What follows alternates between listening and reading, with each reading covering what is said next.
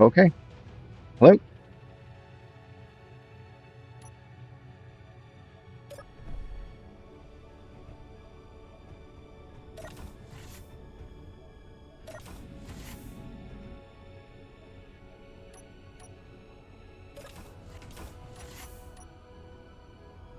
One, two, three.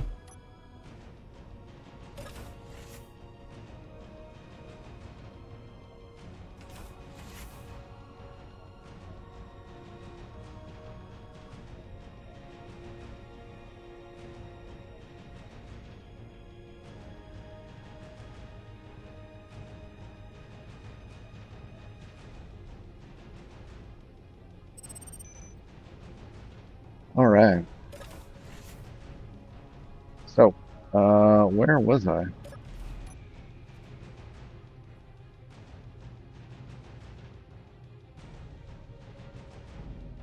All right, what's in the immediate area? We've got 3.8. Holy smokes. Are we not? There we go.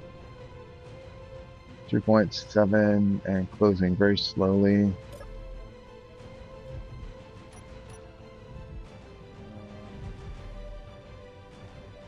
Let's just step outside.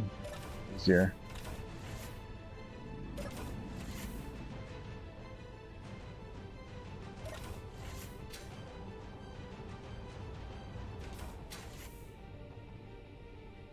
You 3.6. Oh, that's interesting. All right, so you are moving oblique. You're fine. What else?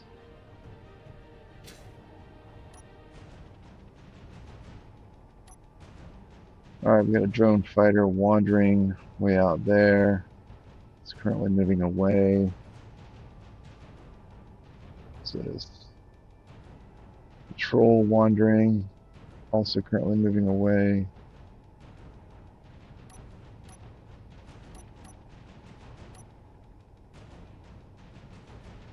That's currently moving away.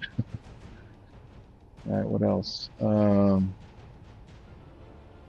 There's another wanderer. Okay. All right, that is everything. And then my ship is drifting.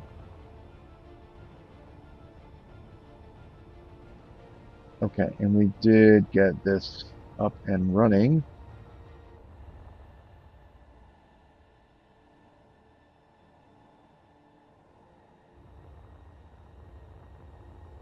And let's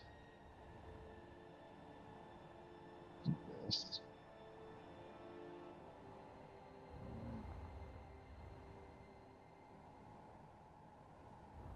I decided I want the lights to go the other way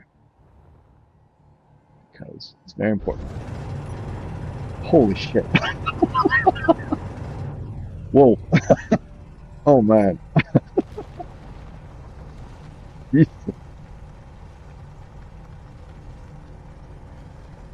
Whatever. Here we go. And then this is one. Wow. Oh man, I thought something calamitous had happened. Wow. Let's get these fixed. And then go take care of that ship that is drifting. This is now two. Right, so we'll do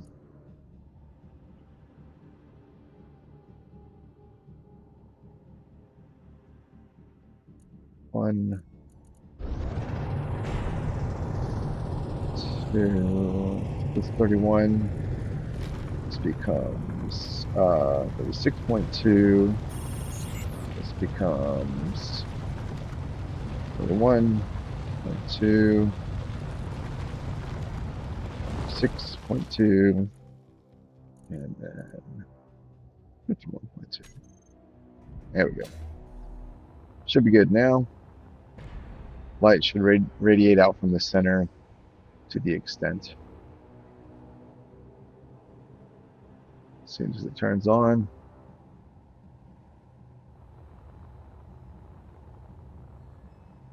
All right, yeah.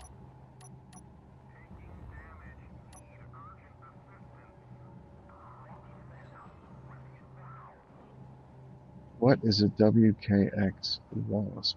Who is that?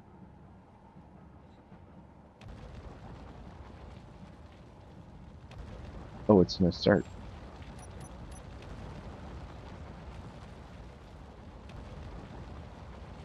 Hmm.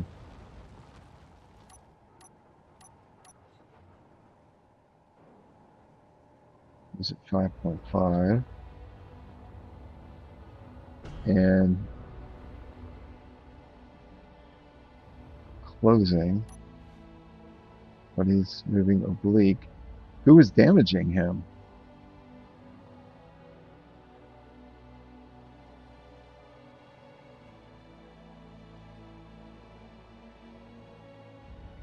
Those are all asserts. So who is shooting at him?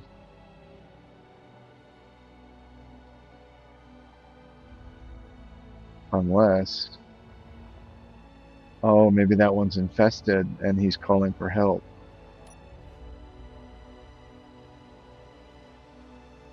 Uh, well,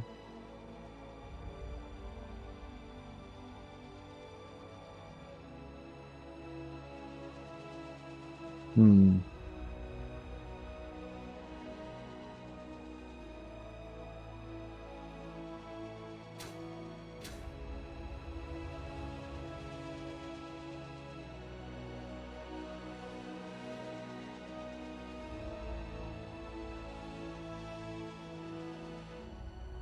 I think it'll be fine.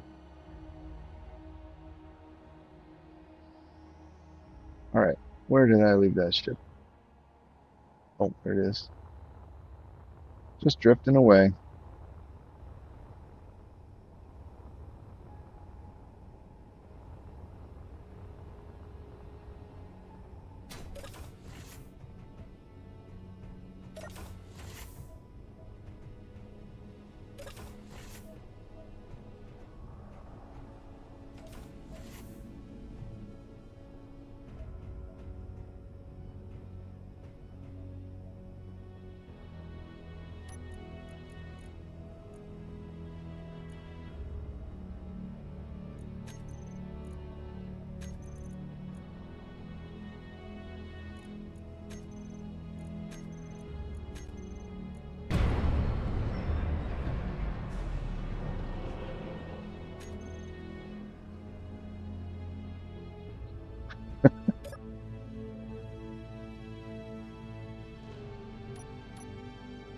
All right, gyro override off.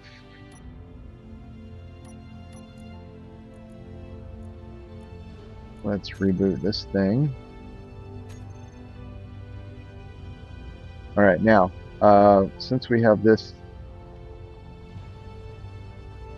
little outpost built, there it is.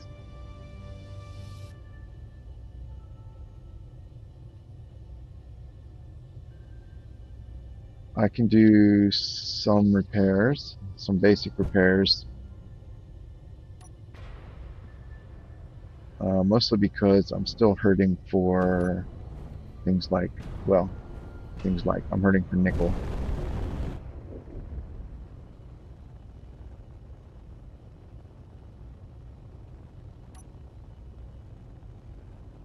Uh-oh.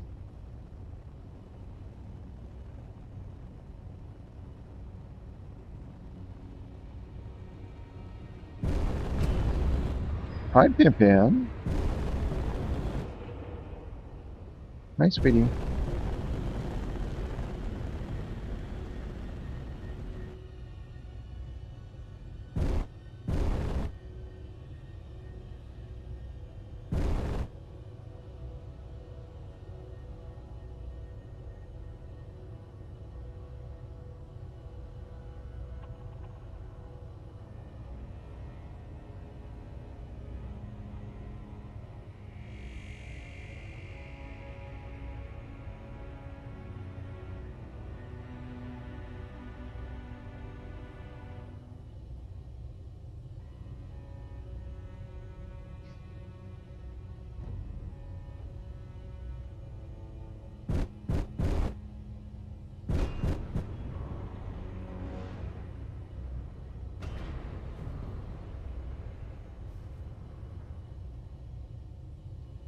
All right, nice and slow.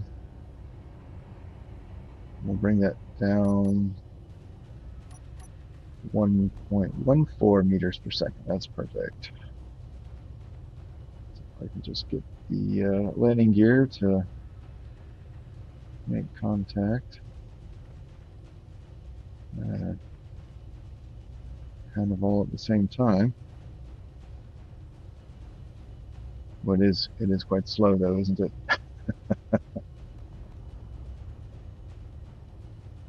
And we're drifting backwards still. Hmm.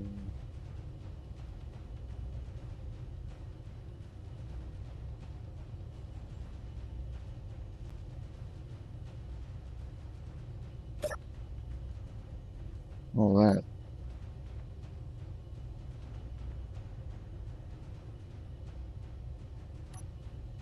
What is at 700 meters? Holy shit, and they're closing. Oh, crapola. Let's get out of here.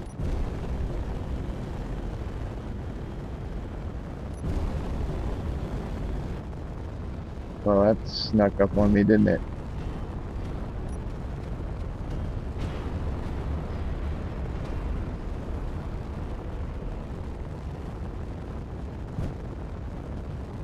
I can head them off, pull them off, just drag them off, kite them off over here. So I don't go shoot up everything I just built. That would be great.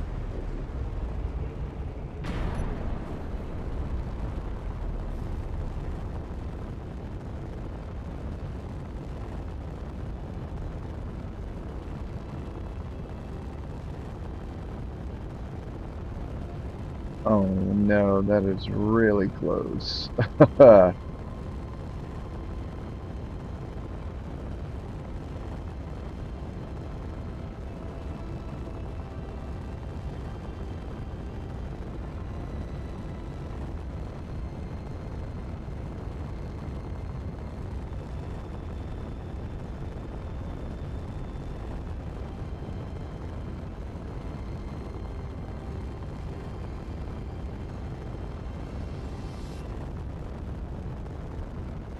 Oh wow, they are.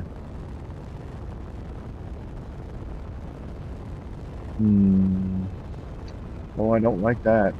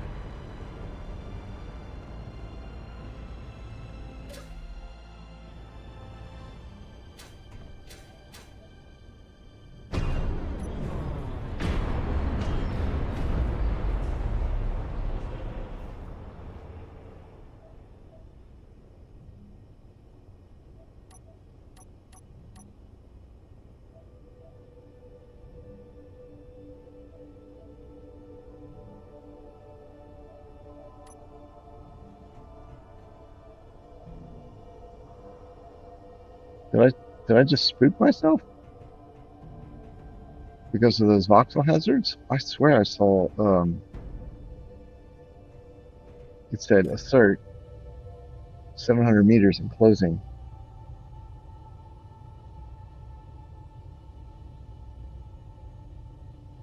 Hmm.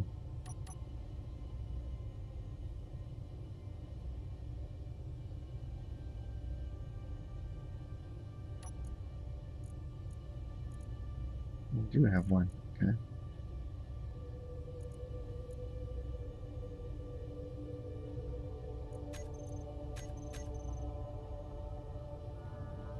Oh no, that's not gonna work. That stuff is 5 kilometers away. Okay.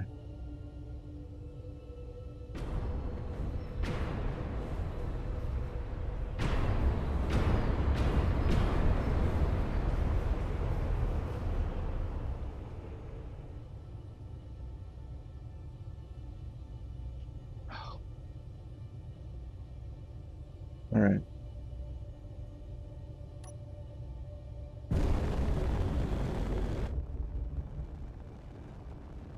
There is one there. Ay, ay, ay, ay, ay.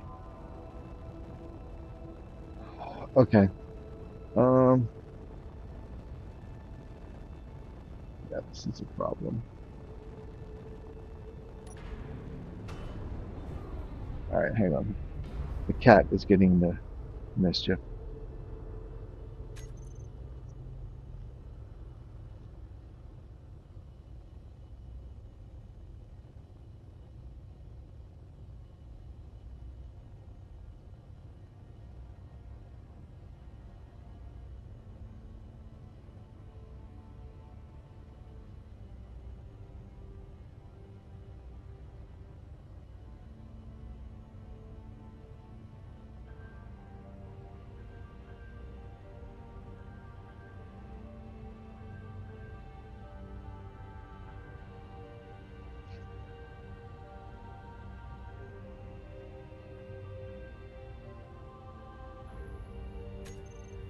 All right. Okay, there is an assert over there.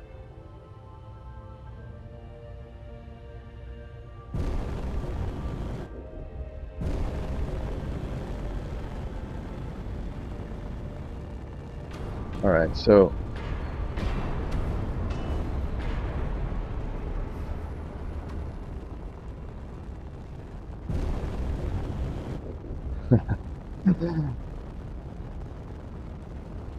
the only gun I have is the rifle I'm carrying. There are two.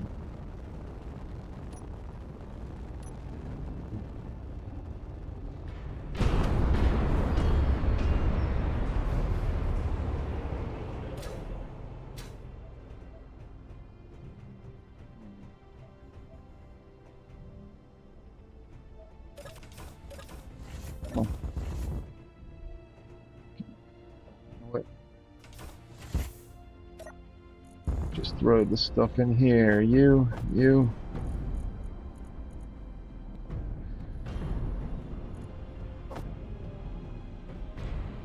Let's do this to start with.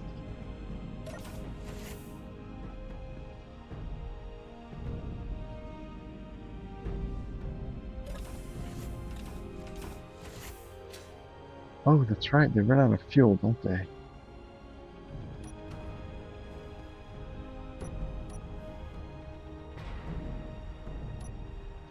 All right. I do need the binoculars. I forgot. And I can probably make more. Oh yeah, I have a full-size assembler. I should be able to make more.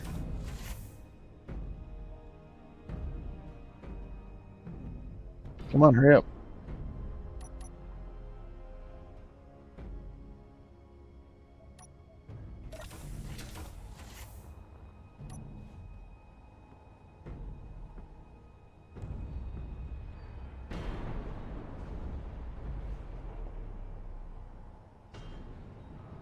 All right.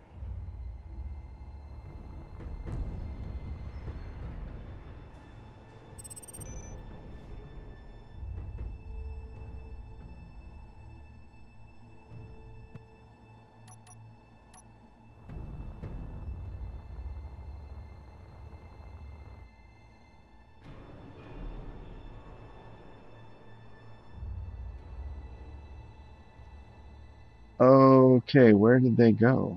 Did they despawn? I saw that out of fuel message.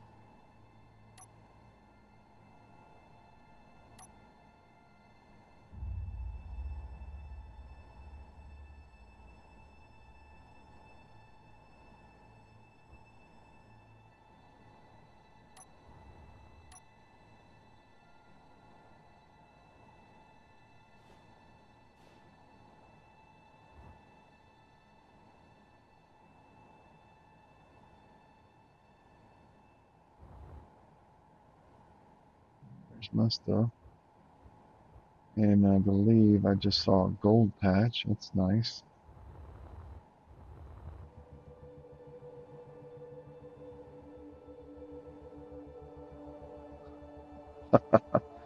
Yeah, we got some gold. That is nice. All right.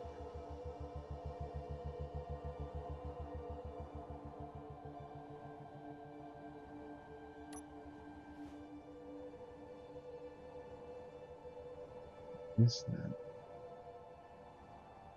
All right. Hmm.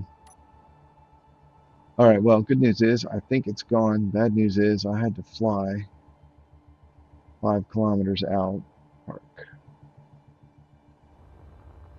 which probably caused more to spawn.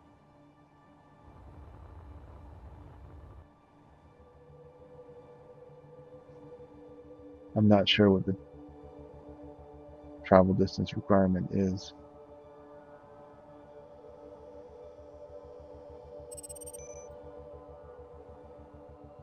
Income, Pravda, park.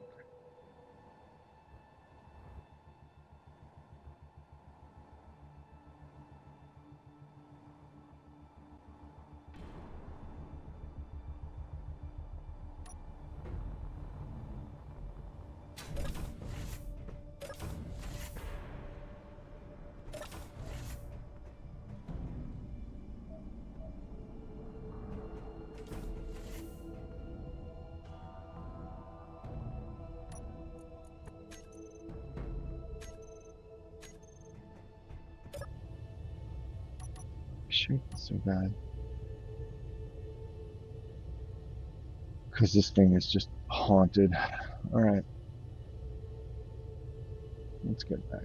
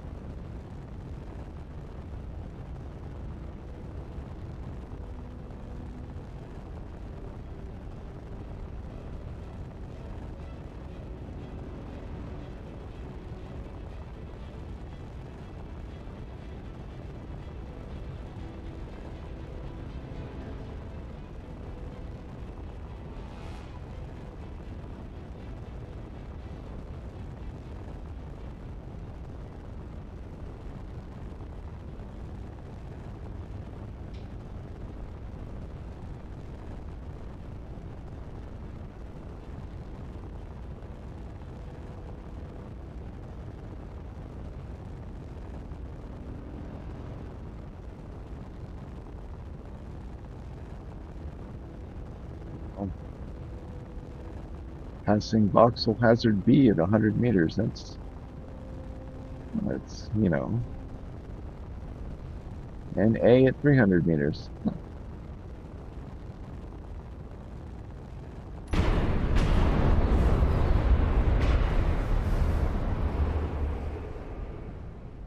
Way to fly risky.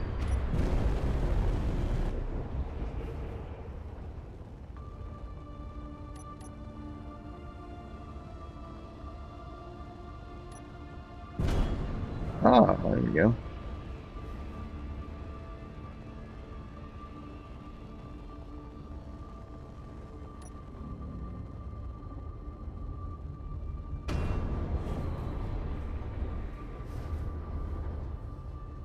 I just realized, just remembered why the that side thruster was not helping push the ship forward.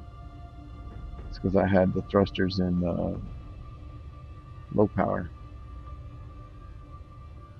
which I'm going to return them to, but I completely forgot about that. since this is a non-conventional VTOL, at least for the convention that I'm used to, um, I just wasn't thinking the right way about what I was doing. All right, here, yeah, that's good. And we are a little close. I will try to land it anyway. Dampeners off. And roll nice and tight. Oh shit. And the landing gear down will help.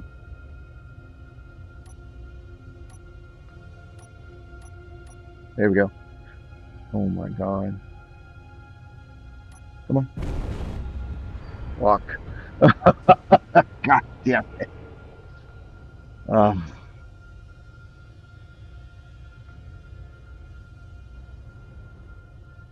I'm getting pretty annoyed.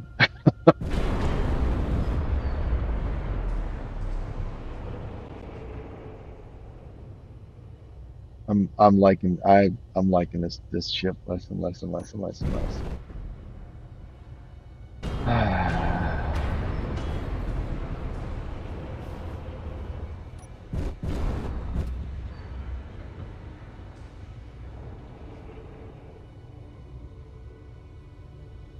This was not meant for space. It's space capable, but it's not designed for space. It's meant to fly in gravity.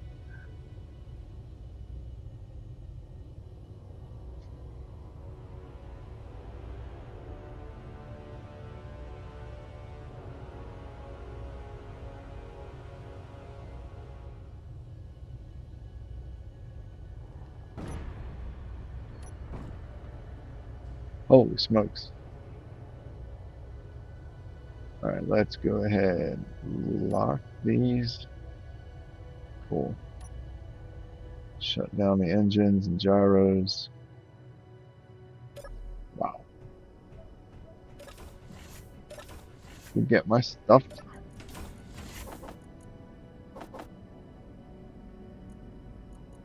Data. All right. All my data. All four research port data thingies. Now, why? I'm confused. It says oxygen 100.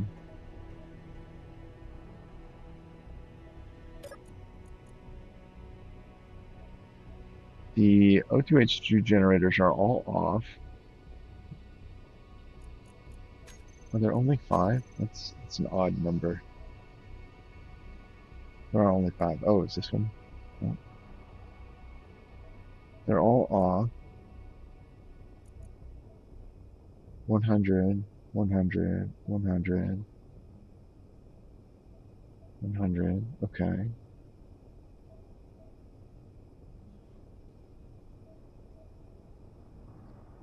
So they're all off. So why? Right, let's try this. Open. Open. All right, I'm going to vent the bridge. Yep. Back into here. Bridge is repressurized. 399.2. Okay, that's what it should be. Jesus, we got more inbound. No, he's outbound. He's oblique.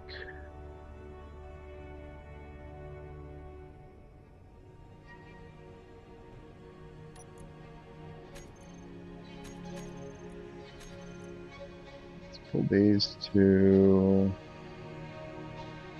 Can't really get a good orange. Oh, wait. I guess. Yeah, it's kind of hard to get a good orange.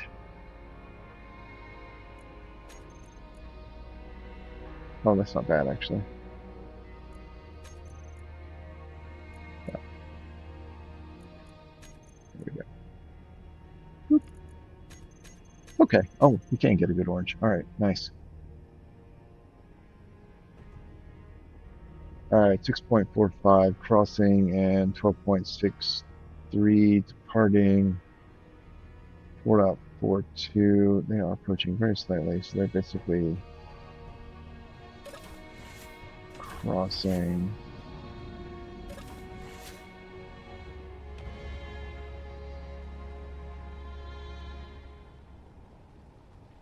Four dot two.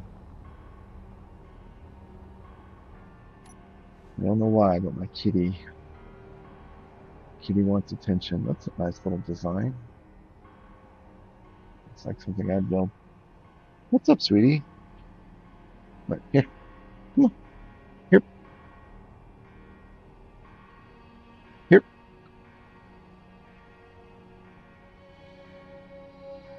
There you go.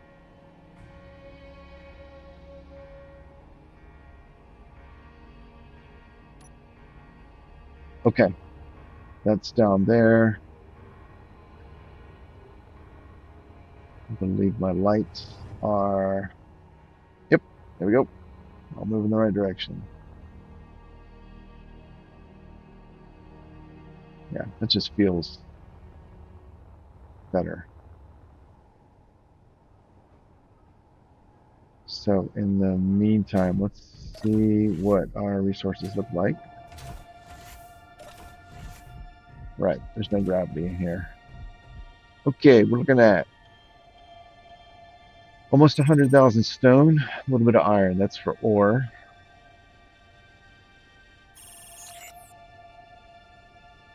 Pravda. Well, they're not hostile to me yet, so should be good. Ingots, 121,000 gravel, 28,000 silicon, 750,000 iron. That's very nice. 15,000 nickel and 10,000 cobalt.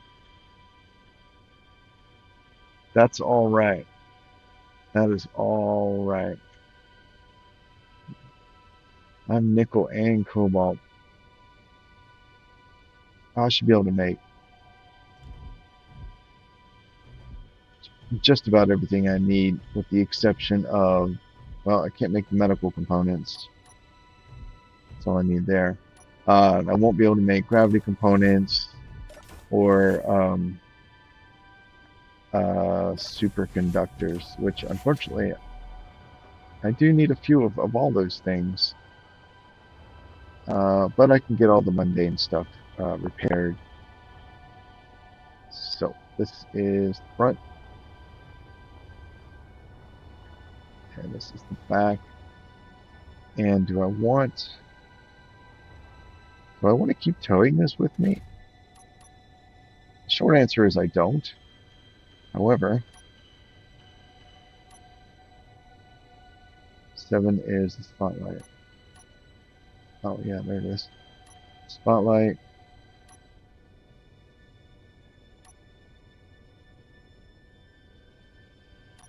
Area lights. That's interesting. And I will leave the entrance light on as a safety measure, so I know that's always a place of refuge where I can get to power and atmosphere. So I'll leave that on.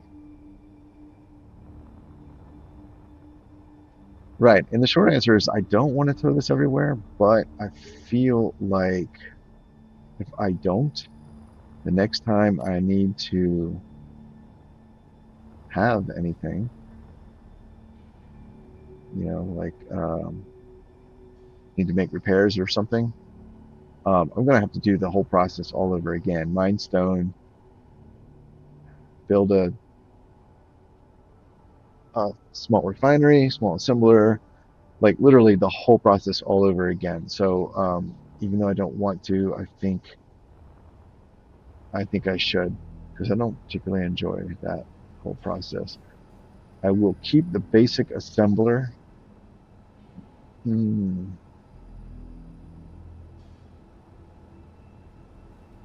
honestly, I don't have a survival kit on here or on this. So if I want assembling and refining capability, I need at least those devices. Oops. And I really don't want to keep them. All right, but I think I need to, and I didn't realize it, but it looks like I've already repaired all the other stuff that was missing. All the conveyors.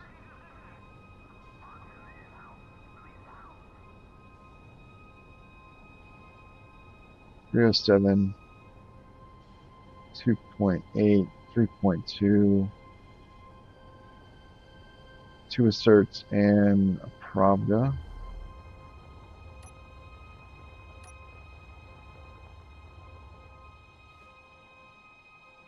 Oh. Oh, that was sweet.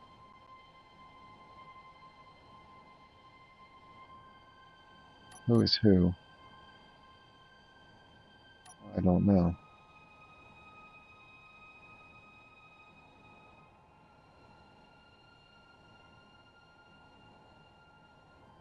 Hmm. Huh. Well, that's blown up.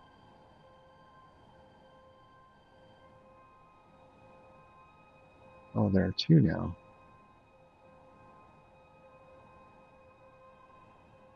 Count signals. We have,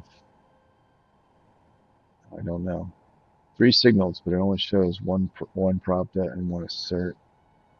It's Ember, he's departing, and he's crossing. Okay. Well, I mean that's really interesting, but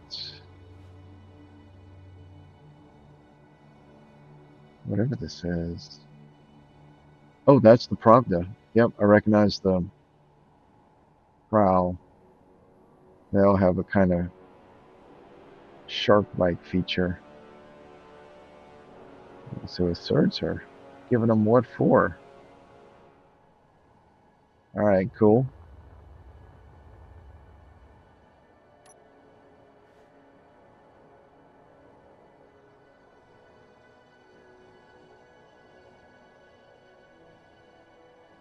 They appear to be fleeing. I don't see any. Oh, no, there's gunfire. Okay. Ooh, oh, that was it. Into that one.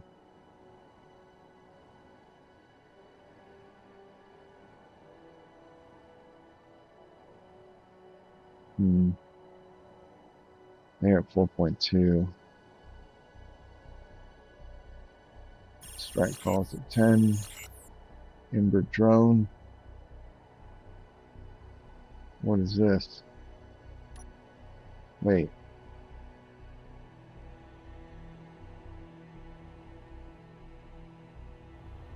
So they are about the same. Oh, yeah, they're closing in. Oh my God, that is a lot of crap right on my doorstep. They are moving in.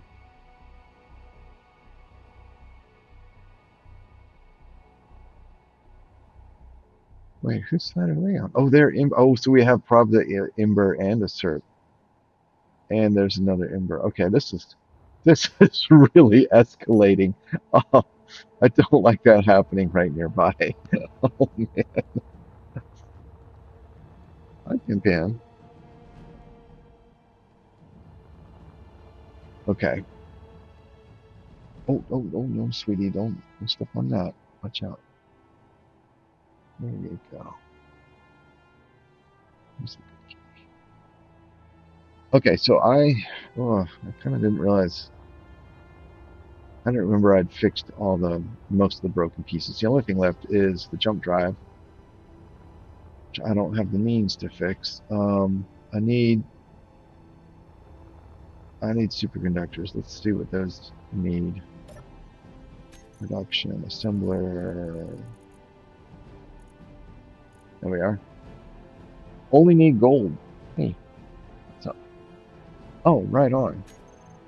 Well, I know where gold is, so I can get this taken care of. Hey, what's wrong with you? Come here. What's going on? Do you need love? Come here. I love you. You all right? What's going on, baby?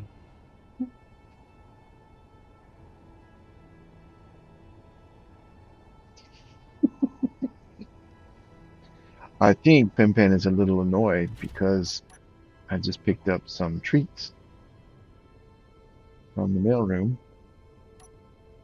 and then I had the audacity not to give her any.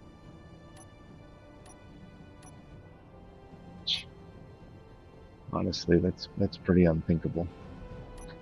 I mean, that's straight up animal abuse right there.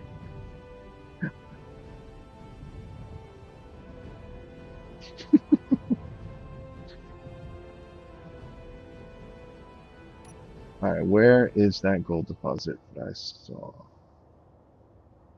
It was right.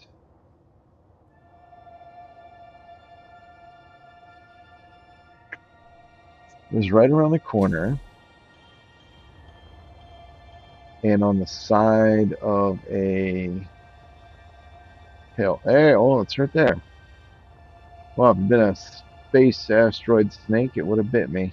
All right, here we go. It is right there.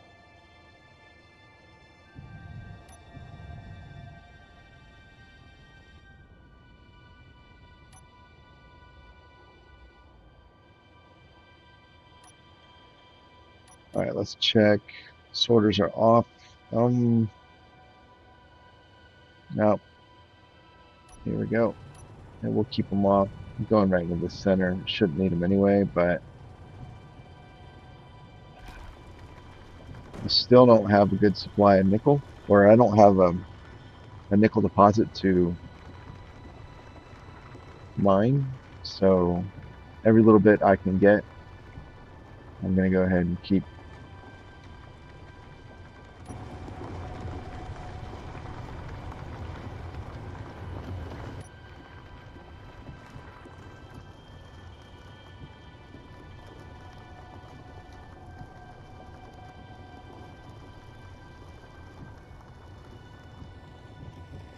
I forgot how low the yield is for just mining gold.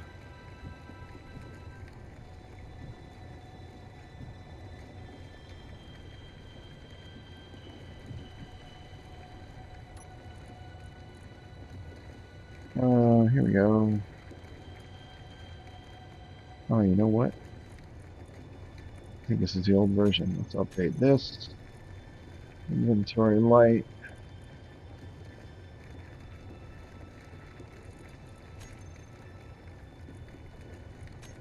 Here we go. Yep, that was the old version. Compile.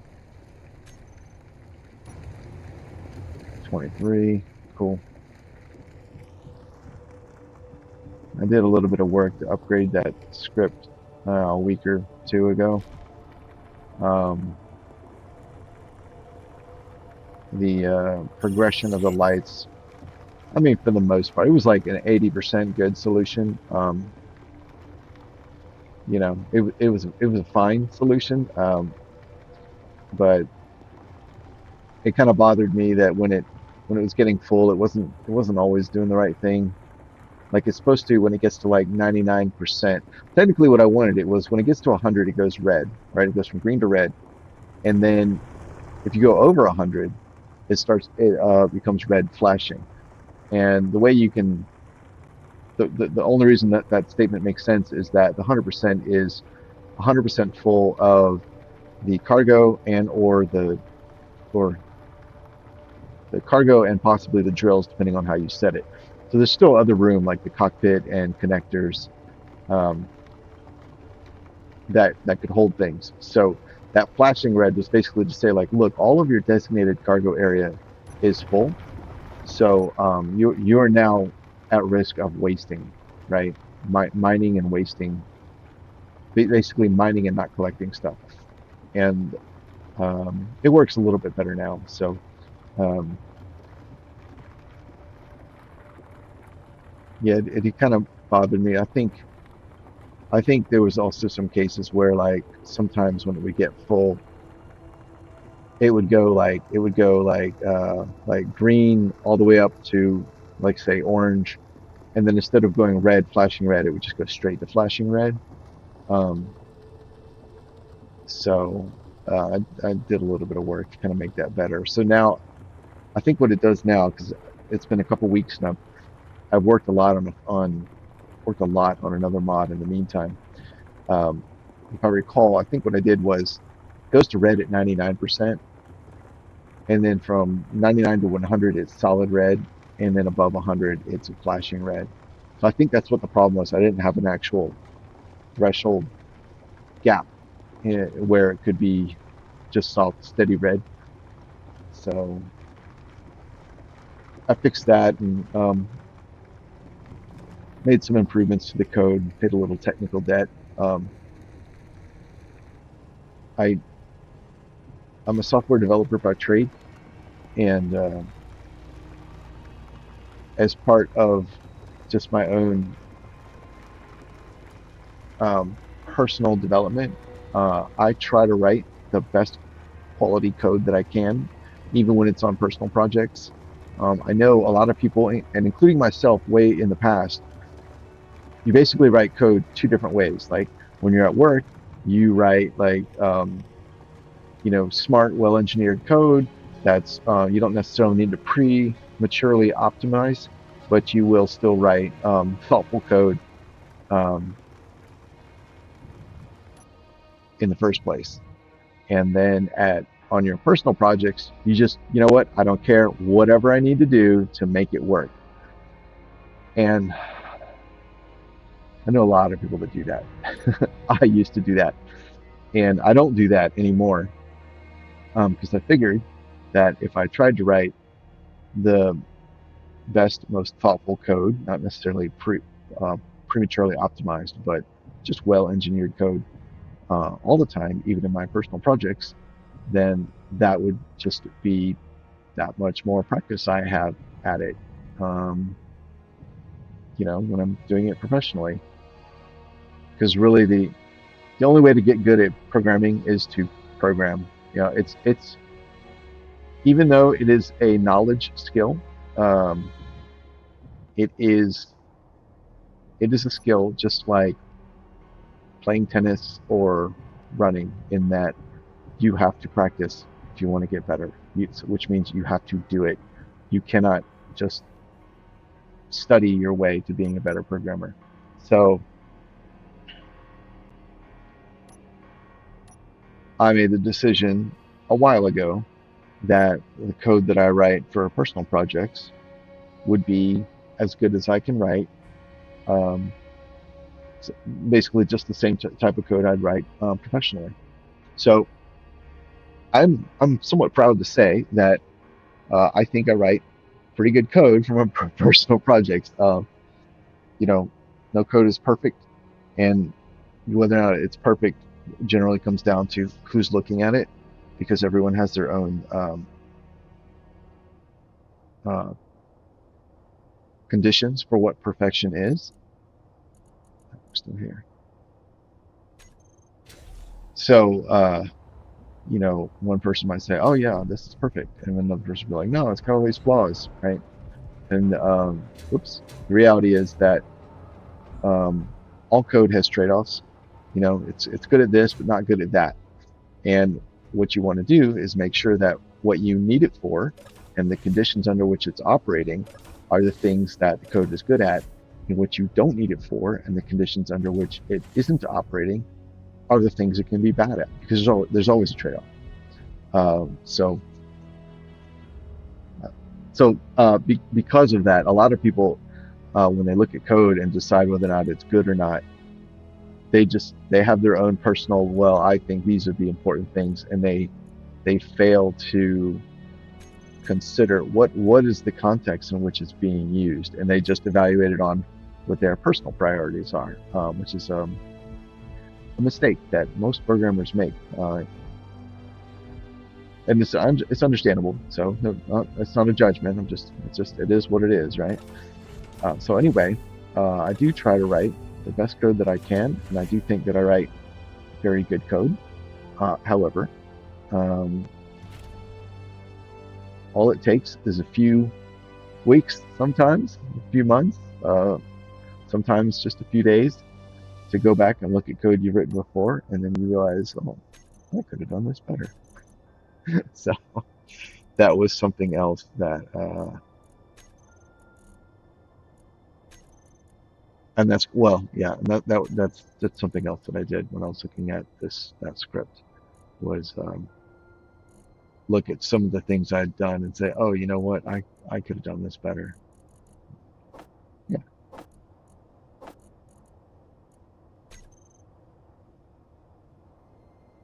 and in most cases, that's considered um, tech debt. So paid down some tech debt. Uh, though I don't generally think like most of my code, especially small code, um, doesn't usually have a lot of tech debt. Ironically, most people when they write, especially for a personal project, if it's just like a quick little hacky like this inventory light script is a perfect example. Like this is a very simple. I need to do one very tiny simple thing. I don't want to put a lot of effort into it, so I'm just gonna write some quick code, make it work, and I don't care. And that is actually how it started. And then over time, as I say, oh, you know what, I kind of like this or kind of like that. As you start to touch it more and more, then it kind of becomes like, well, I probably ought to just do this, really just do this the right way. And that is what I did. Why did this suddenly? Oh, that's interesting. So, yeah. So anyway, paid down some tech debt. Let's turn those guys off. And then improved how the light progresses from green to red. So a little better. Little minor fixes here and there. I think small scripts actually are a great place to practice. Like if okay. Like I said, like I decided a long time ago, like, oh, on my personal projects, I'm gonna write like professional quality code to the best of my ability. That way I'm practicing what I do for work, and when I get to work, I don't out of habit, like there's certain things that um, well, on your personal project, you do whatever the hell you want. But like at work, most companies will have, let's see, will have like their code standards, and that do this, don't do that. And then, generally there are reasons for these decisions, and a lot of times these decisions come from the environment that the code is working in or running in or whatever, and they come from like the senior most engineers who've been there for a while and know like what is best for that code. So, um, I give that those code standards a lot of weight for consideration as to what I'm going to do, right? Or the things I should or shouldn't do. And sometimes it's general, like you shouldn't do like use this pattern because it generates a lot of garbage. And what I do professionally as a software developer is also game development. So the guidance that I have from work generally is good guidance for what I do for fun. So if I see something like, oh, if you follow this pattern, it tends to like the the benefit you get over here is offset by the cost of extra garbage generation. And in game development, game programming, that's actually usually not an acceptable trade-off, right? Garbage collection is something you almost always want to minimize. It's the exception rather than the rule that you don't care about that. I think I need 200 of these. So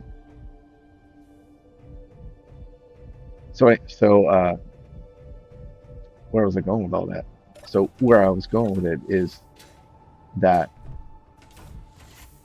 small scripts are usually the ones that most programmers, um, it's their sloppiest code because they just don't care. It's just a little hacky thing.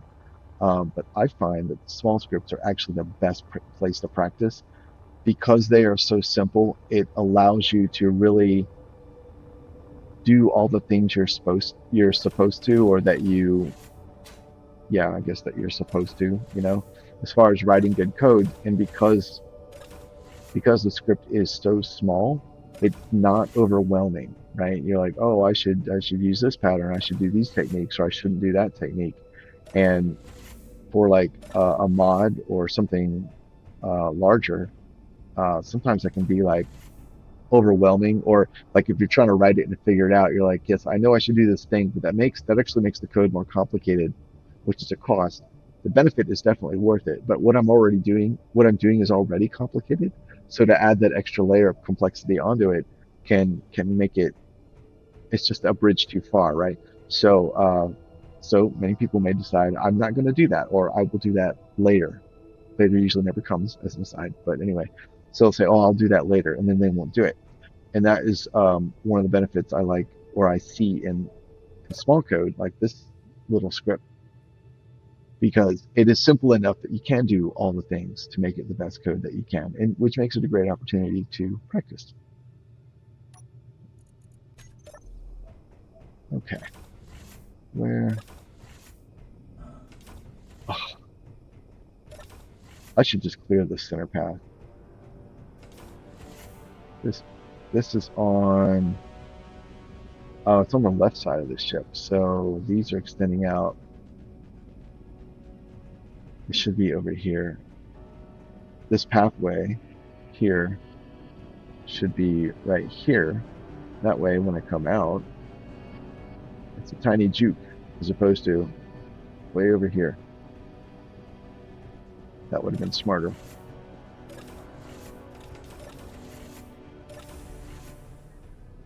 All right, I think I just vented the ship. Vented the crew area. I need, oh, I need more than 200. I need 416. All right, no problem. Yeah, it's already a vacuum. So I need 416.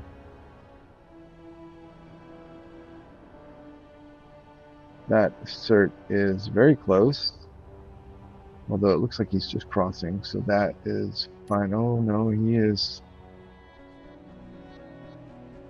I mean, he is just crossing, but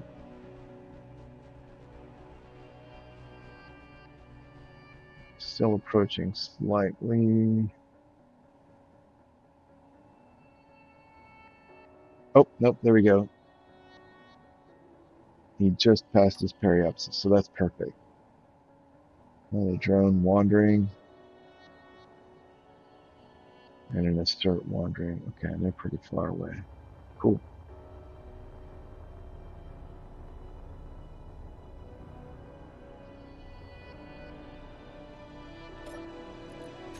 All right, let's get 200, and we'll do.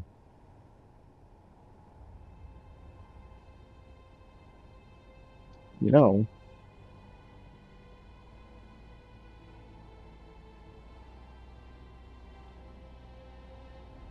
what else needs gold? Thruster components.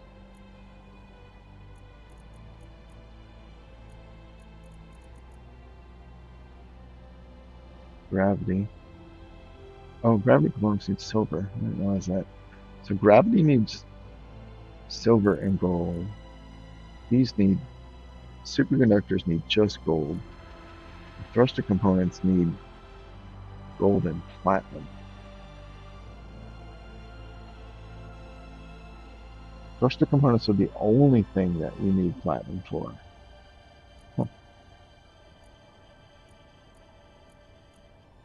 I didn't realize that. Well, I think there are tools, right? The tier 3 tools. Yeah, they need platinum.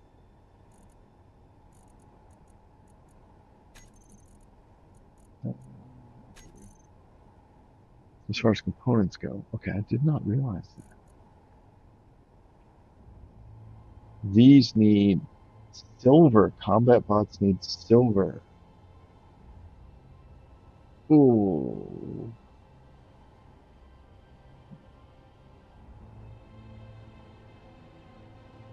Hmm.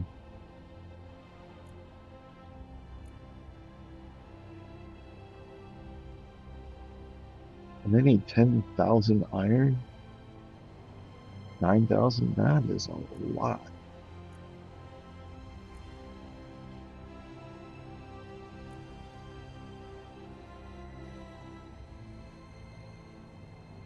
That is an awful lot.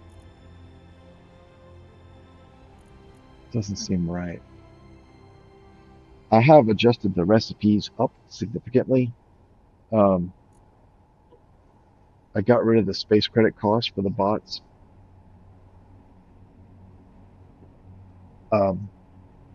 because I want them available in the early game.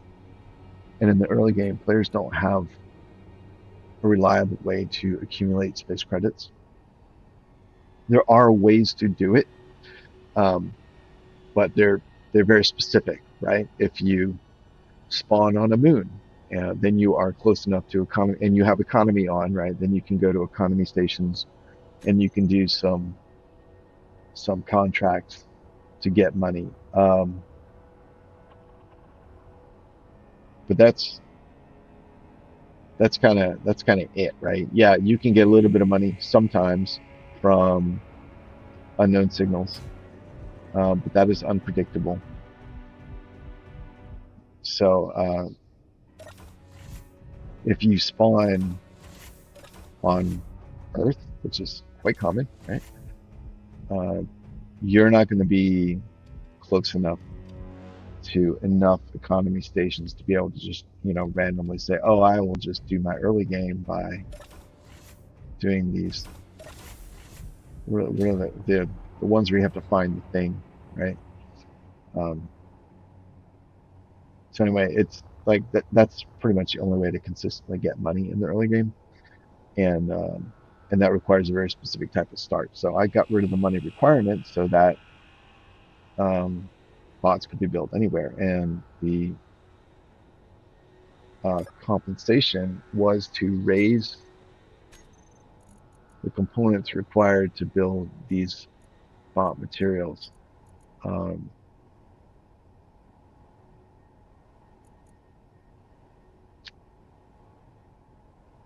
yeah, which is it's a little weird because these show up under components, but these themselves require components to build. So there's a recipe in the config for AI enable for each of the three bot types. So like under combat bot, it'll say like 100 steel and 20 motors and 5 large steel tubes or something like that. So I went and adjusted all those up a lot so that even in the early game, if all you have access to are like the normal mundane parts, like with iron and nickel and all that, you can still build them. Although apparently you do still need silver. I should probably remove that. Parabot only needs nickel and silicon. Yeah. Hmm. Oh, that's why. Because I added reactor components to this, and reactor components need silver. Yeah.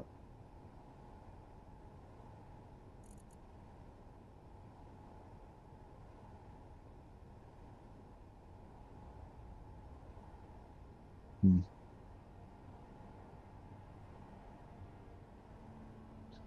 All right. Need to adjust that.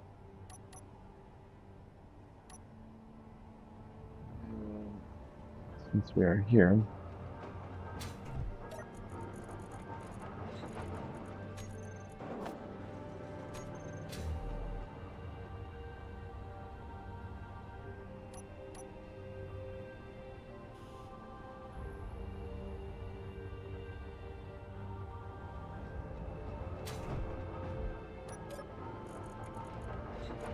I need 81.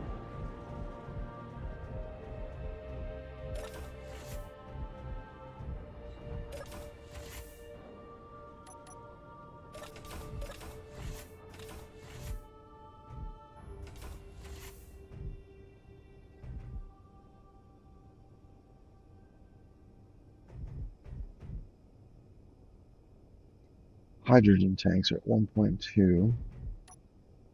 What are the oxygen tanks at? 8.4. 84.15. How much is wasted when I go through the door?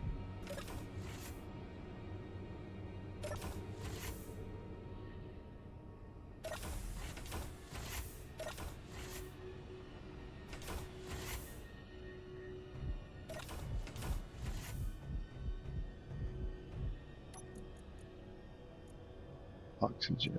84.15. 23 and 15 is 38. 38 liters. Okay.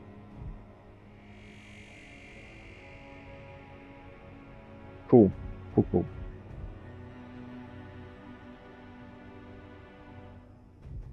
I've added another mod to my game called Precious Air. And what this does is reduce the amount of oxygen, just oxygen, that is produced from O2H2 generators.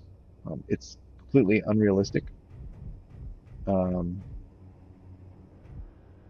It changes the ratio. So normally you get H2O, right? So that's 2H per 1O. So for every unit of ice, you get twice as many hydrogen as you get oxygen. And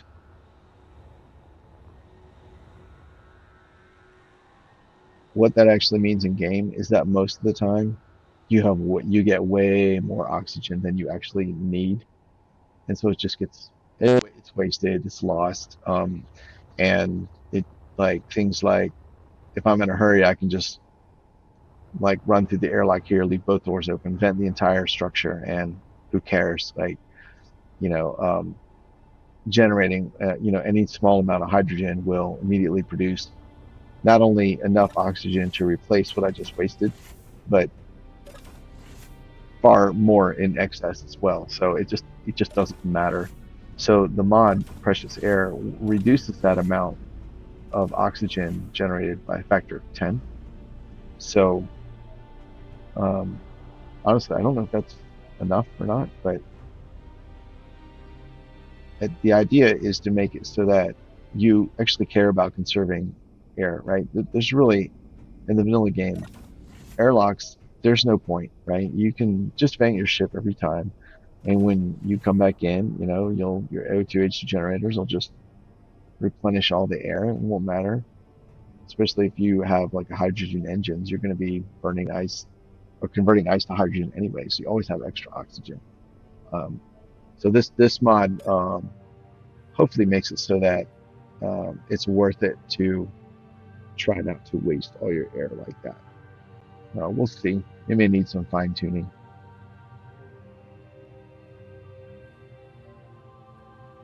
Okay, everything looks good there.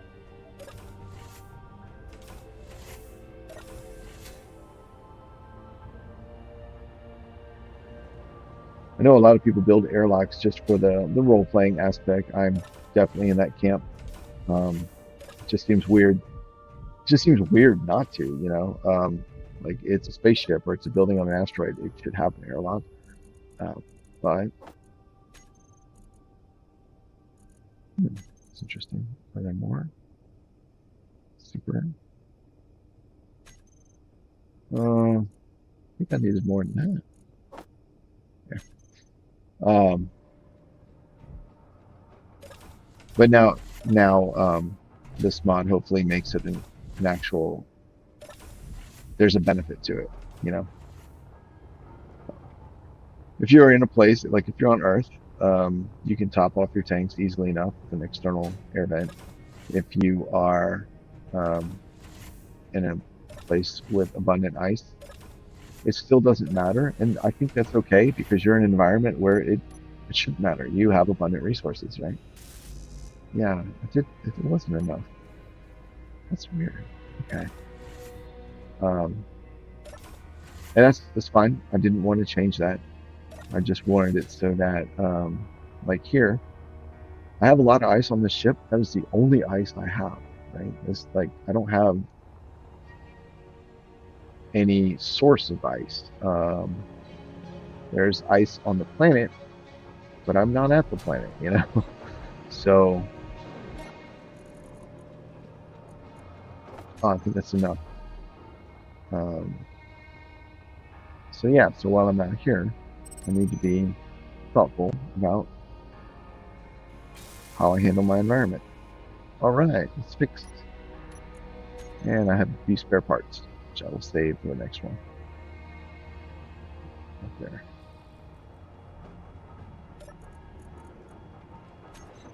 Cool. I think I can literally get underway. Yeah. Okay, do I have a GPS at this point? Cave entrance. I don't need to mark that cave entrance anymore. I do have a jump point for this asteroid.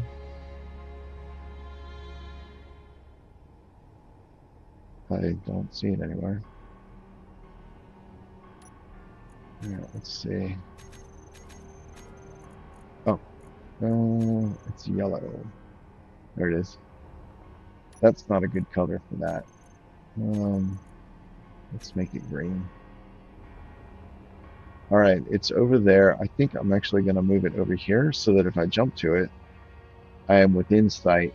Because I know if I jump to that, with this being on the opposite, the base being on the opposite side of where I will spawn in, I'll waste a lot of time trying to find it. Because with my luck, I'll go down that way.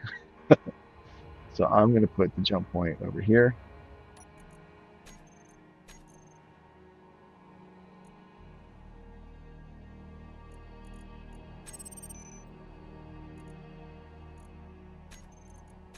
There we go.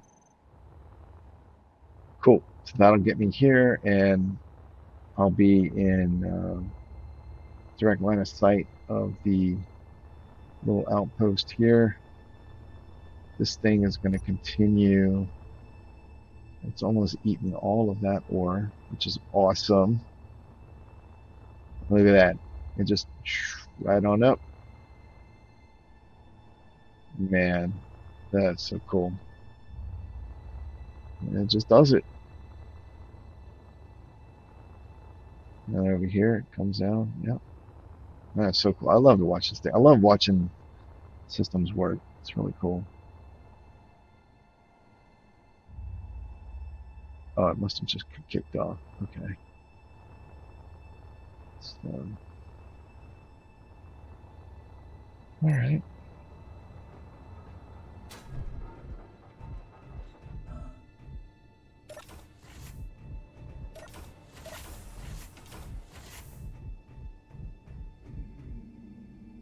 Cargo is at 32%. That's interesting. What is the event controller at? Events 60. Threshold is 60. Oh, actually, aren't there two? Boop. And for now, event, I want them and so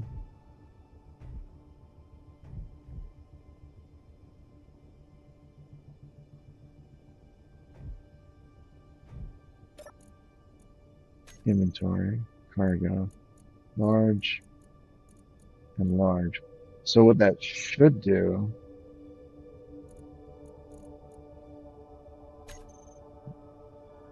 is only trigger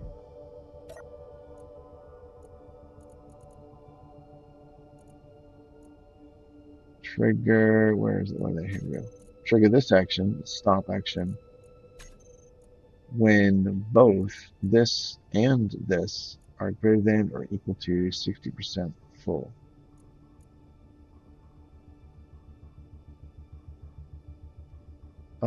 That's interesting. It only lists the one cargo. Hmm.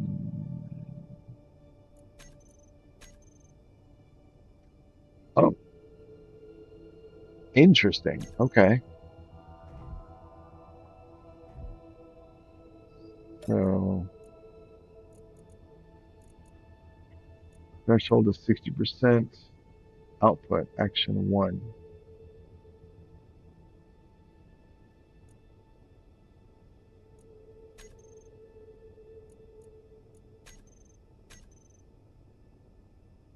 Hmm.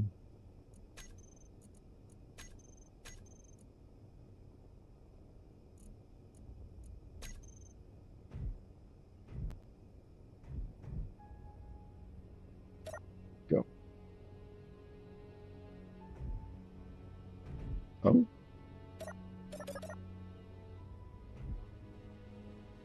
vertical button panel. Oh, all right. Let's see. Start. So the first one is stop. That's the big red button. That is the emergency. Then we have start, which is the normal for now. And then we have the ejectors, which are offline. Okay. All right. And boop.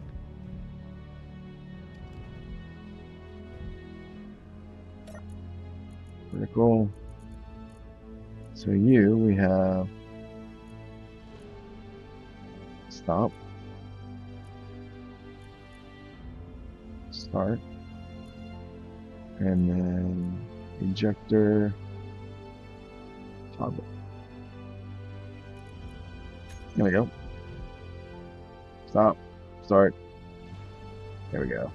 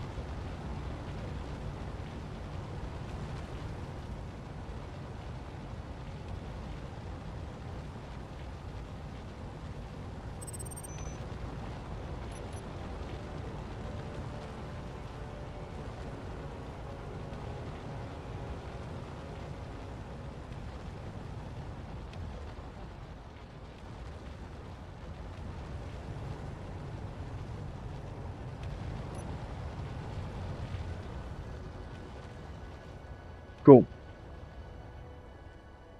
All right, let's continue collecting our science.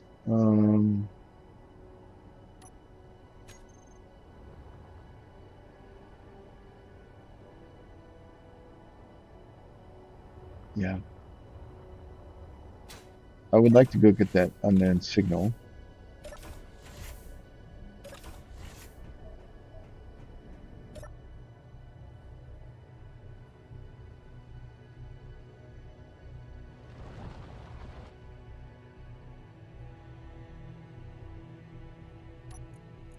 All right, let's see.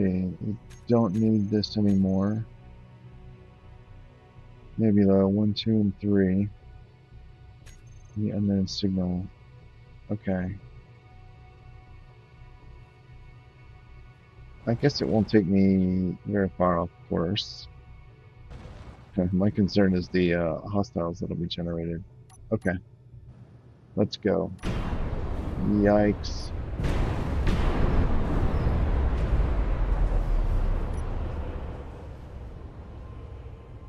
Right, 6.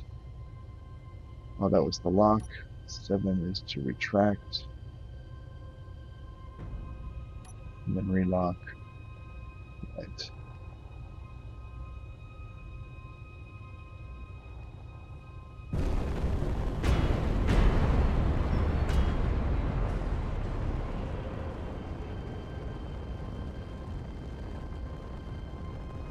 Cool.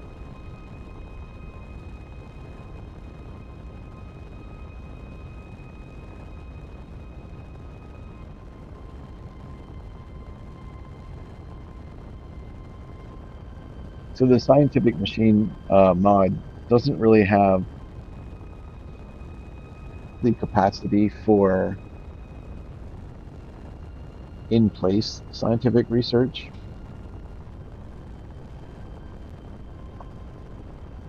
Well, yeah, you can make it so that you can have in-place scientific research, but you can't have, oh, I don't remember. There's a time and a distance threshold that can be set. I don't remember if that's for all science or if it's by machine. But basically, once you take a sample, um, you can take multiple samples from a given area. Um, but once you analyze a sample, no other samples from a given area can be used if they're taken within the time threshold. Um, so, like if the time threshold is an hour, then you'd have to wait an hour before you could take another sample from that area and have it be successfully analyzed. And then there's a distance threshold as well. So if you like say in the space of that, say have that 1 hour time threshold, say the distance threshold was 2 kilometers, within that 1 hour you could travel. Oh my God, you could travel 2 kilometers and take another sample. Um, but then that would also be constrained by 1 hour. And I don't remember if that's by machine or if that's a global setting or not. But the problem is if you remove the time threshold or if you remove either one of those, what happens is um, you can get people who will game the system who will say, "Oh, I can collect this data from this spot, so I'll just sit here and collect the whole lot." And the whole point of the mod was to encourage people to move around, you know, to go places, explore, possibly encounter each other.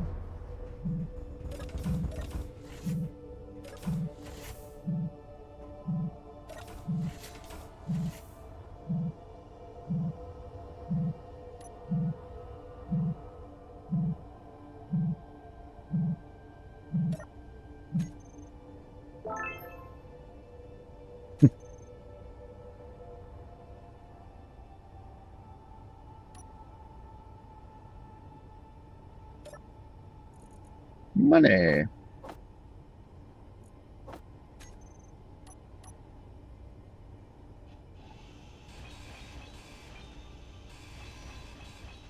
I always grind that canvas, not on purpose. I just, I just always do.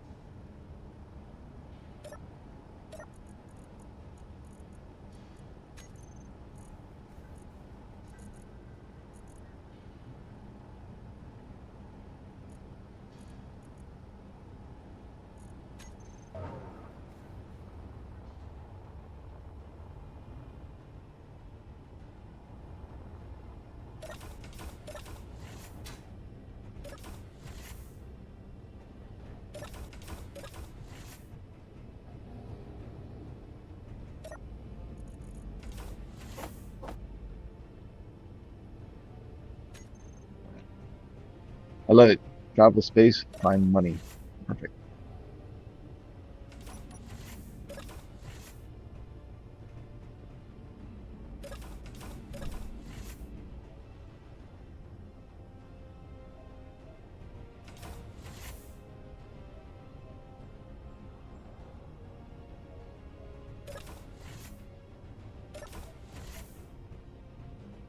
Hmm.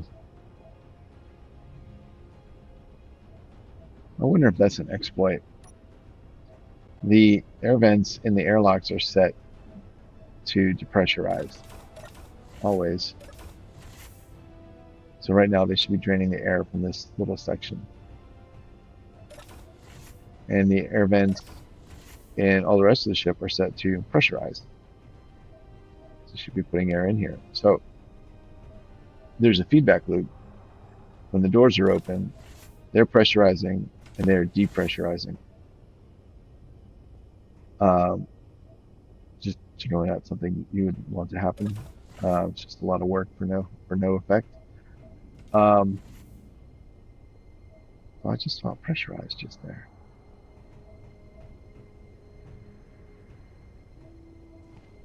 Can't see the lights. Yeah, it's not depressurized in there. So I'm wondering if that sort of thing is games have trouble handling situations where like that. They generally have to be specifically like the developers specifically have to address those kinds of feedback loop type situations. And the fact that I now have 400K, well, I don't know, I have been burning hydrogen. Tanks are at 100. Hmm. It is moving a little bit. All right, maybe it's just because, yeah, I'm replenishing the hydrogen I burnt. Um, all right, maybe it's not a big deal. Okay, so those are the last 3 samples I took.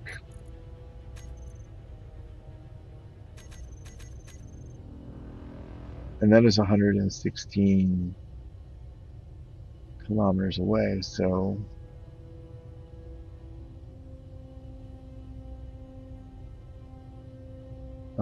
we have artificial gravity on. That needs to go off. On button. All right, this generator off. Boop. On. All right. Vertical here at 1. Gravity off. Gravity on. Nothing. Gravity off. Gravity on. Boop, boop, boop. Great. Okay, and these are cosmic. All right, you. 1, 2, 3, 4. And I believe 6 is about the highest sensitivity that I was getting results for. So we'll stay with that. Oh, we have 2 on cooldown. Cosmic. 30, 21, 20, and 20. All right, well, we will keep this one. Rest. Junk.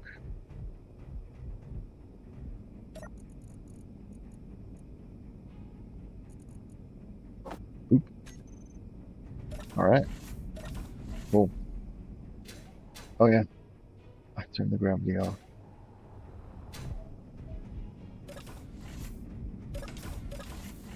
Yeah.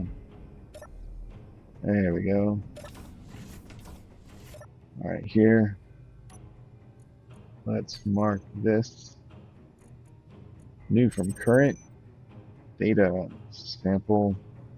Jesus. Sample. Nebula 4.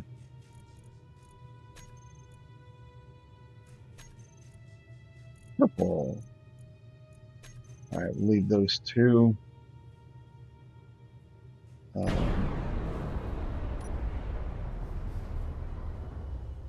Jump, continue jumping away. Just jumping in a straight line, basically.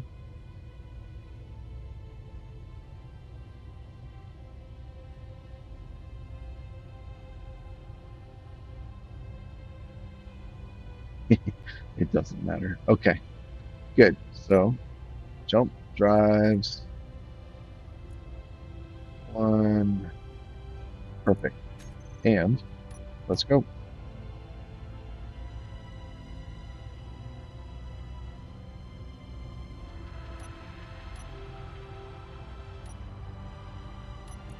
Hang on. Off on. Off on. There we go. 2 and 3. Increase and decrease distance. Oh, damn. Did I mess that up? Jump drives. Oh, I sure did. 1 and 3. That's what I want. So 1 is... Oh, 1 is recharge on and off. That's what the problem is. All right, 4. Go. Boop.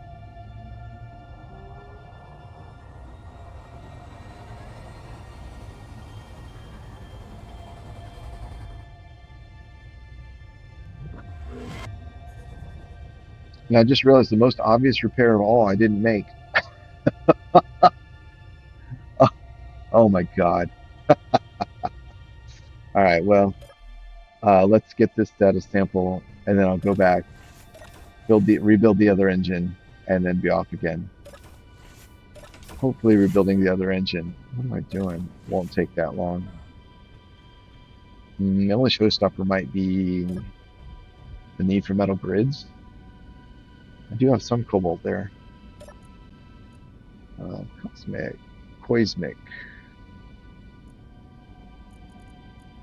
1, 2, 4. There we go. Here.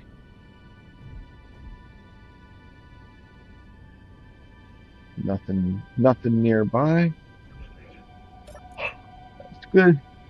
Excuse me. Cosmic. 29, 19, 29, 20. All right, 29 it is. 30, 29, 33, 37, 36. Oh man, I didn't realize they went that high. 37. Oh, that's right. I think they go all the way up to 39. This particular machine. Now, if I can get, I think at this point,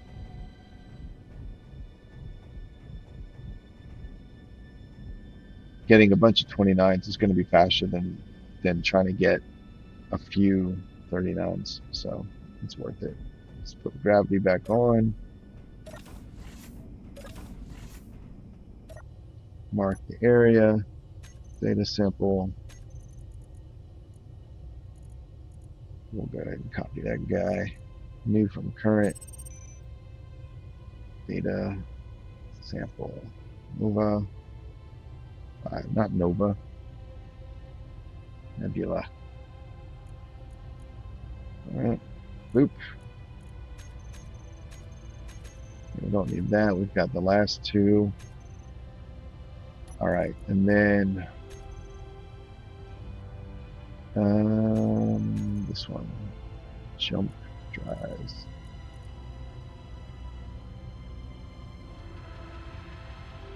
Here it is.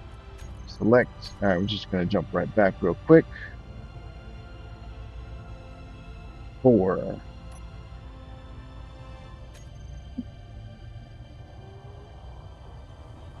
Yeah, hopefully this won't take too long. I think I've got enough to build the grids I need. All right, where are we? There it is.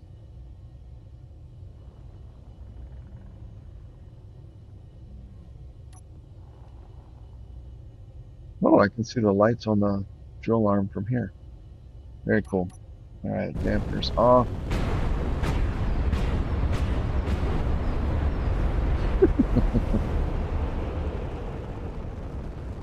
I'll say one thing about this ship. When you give it the gas, it sounds like it means business. That is for sure.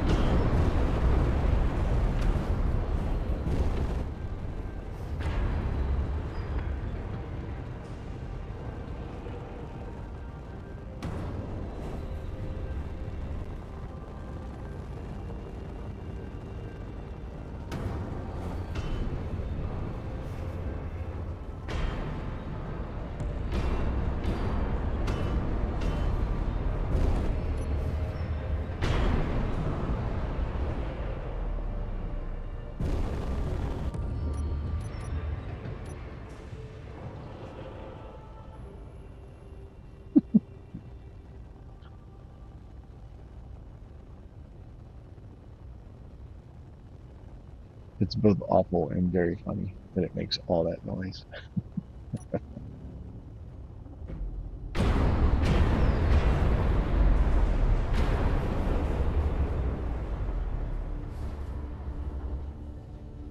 All right, do we have a repair projector? We don't. Well, I know what the first thing I need to build is.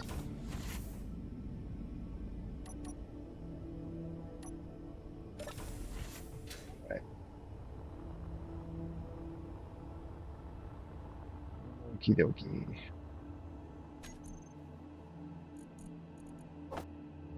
Check.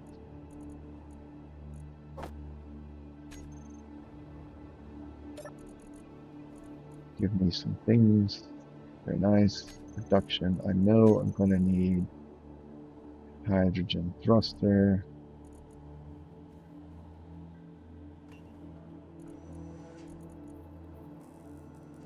All right.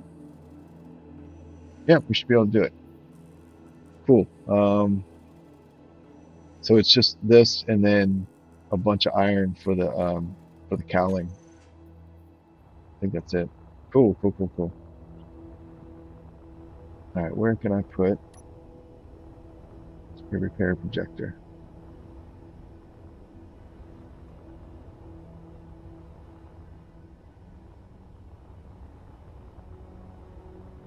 Seems like something that might go with all the stuff on the bottom.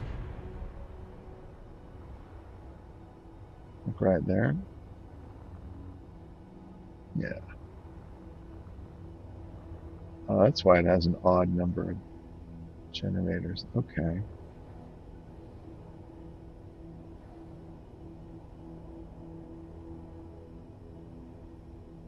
Am I drifting or is it drifting? It's drifting. Cool.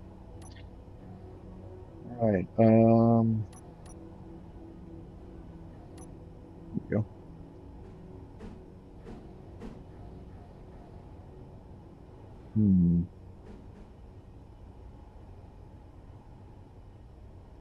I can never remember. Is the plus the top or the front?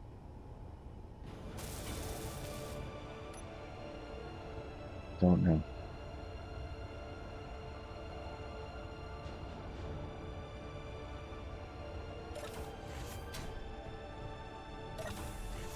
Oops.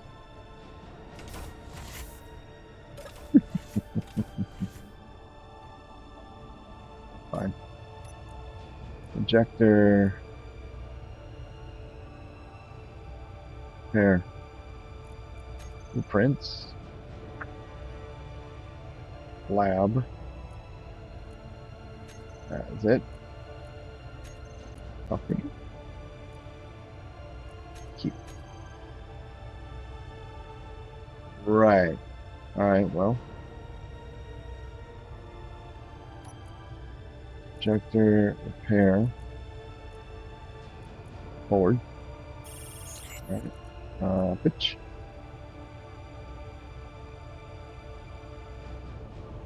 Okay. Y'all. All right, cool. Forward. Vertical. Horizontal.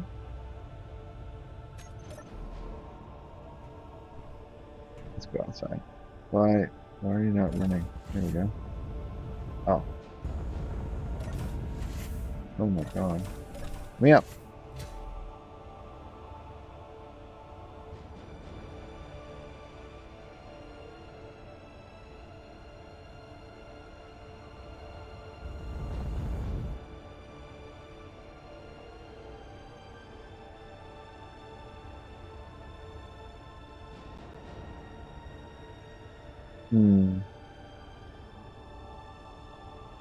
Well, of all the places, I think this one's one of the least useful. Let's try this. We'll bring it down so I can see it. And then horizontal.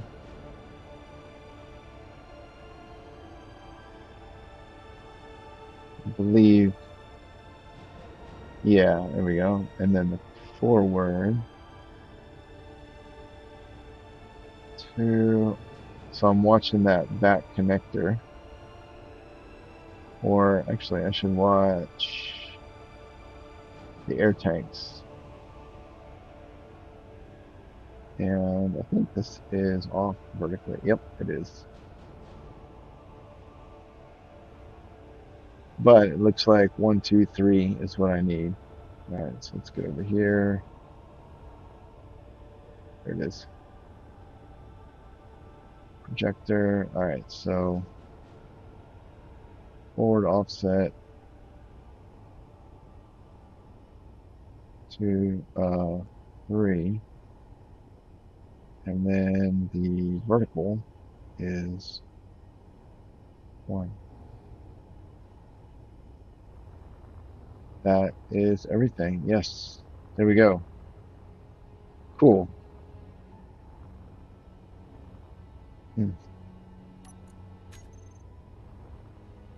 Awesome. All right, let's get down here and get our parts.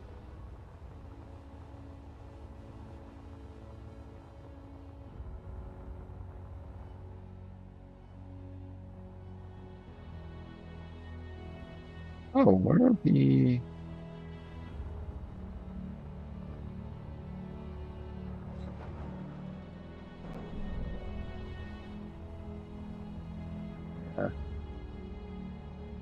supposed to be lights over here.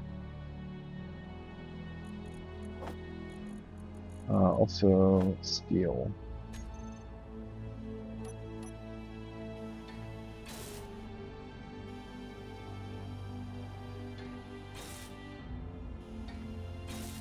There we go. That's good. Cool.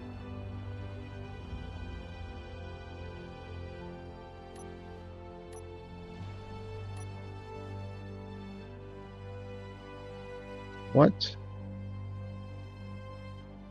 are those? That's a shuttle?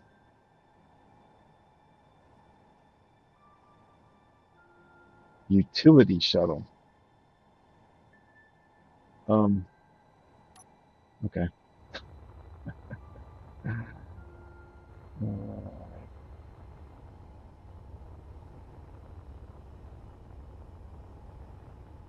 think that name makes sense, but it's fine. Oop. Alright, is there anything in the middle?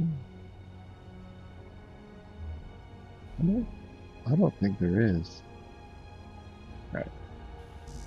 Oop. Oh, talking about. Oh wait, interior plate. Okay. Alright, that's fine. That's fine.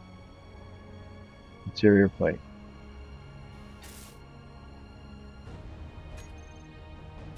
Oh.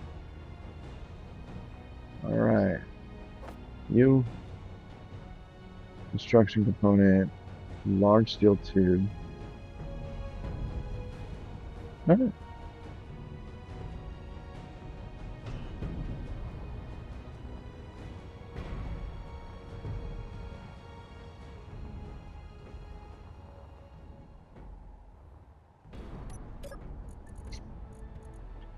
That. Oh. Alright, 113 metal grid. What? grid. That's weird. Oh, I'm full. That's fine. Oh, okay. One.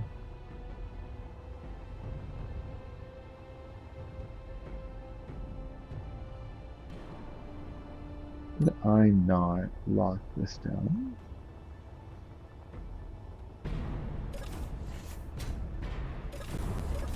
Well, man, got time for that.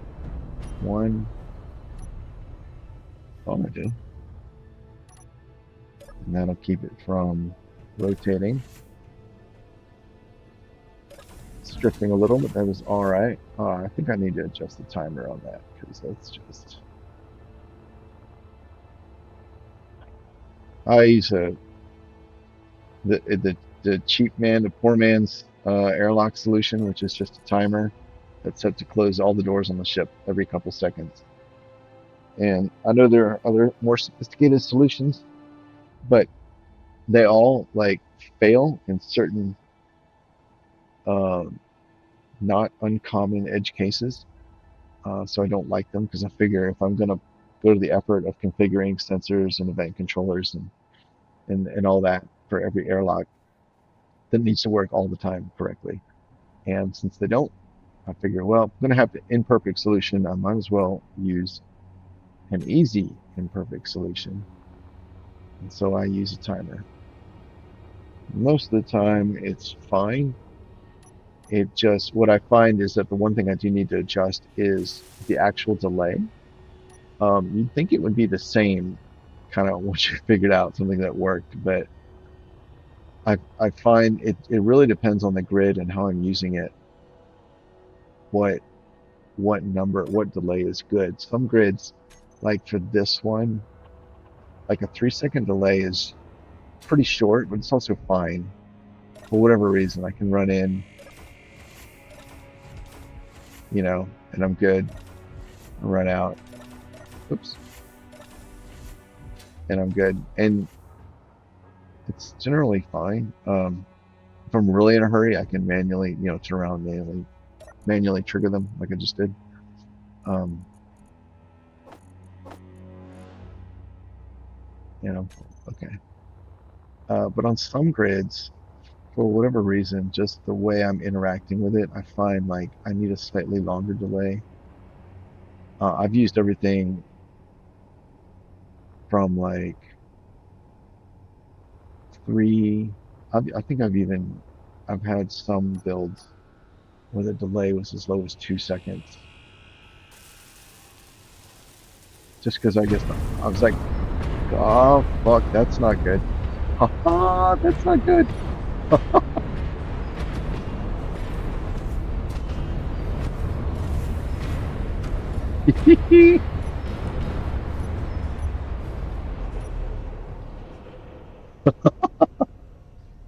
Okay. Here. Let's do everything is on. Oops. Don't use P. Okay. Program. You. Compile. Fly.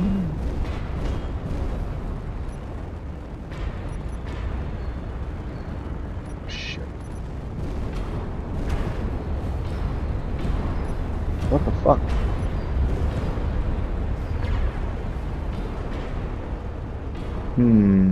Why is that thing on high?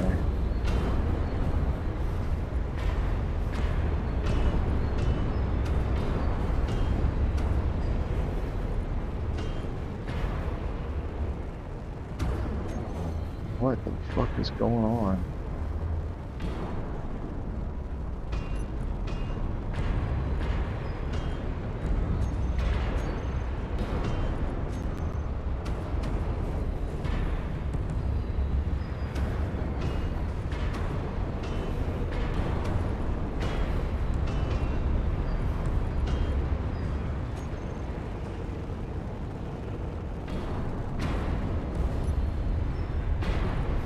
Ah, all right.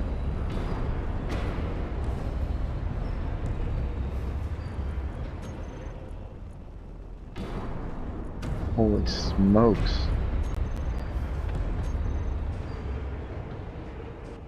Here we go. Wow.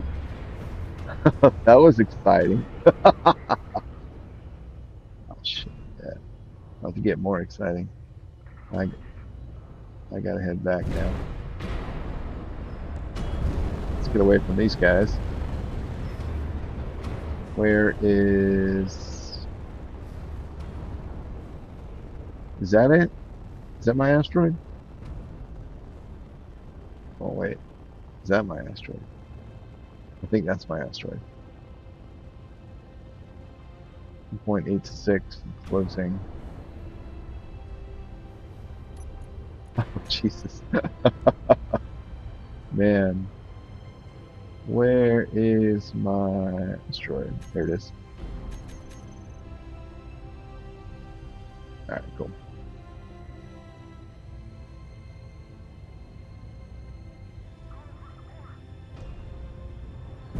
Well, 2.38. Oh, no, no, no, no.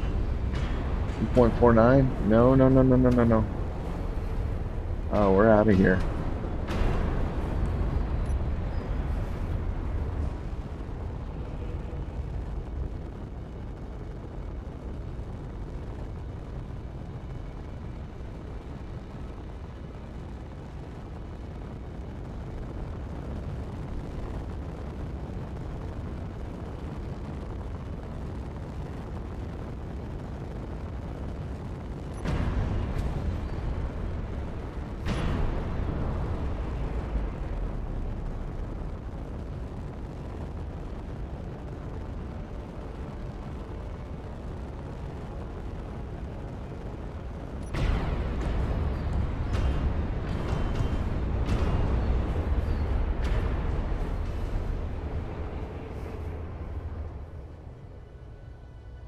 No, they are following me. That's not desirable. Oh, and they are, yeah. No, no, no, no, no, no, no, no. I just wanted to make some repairs.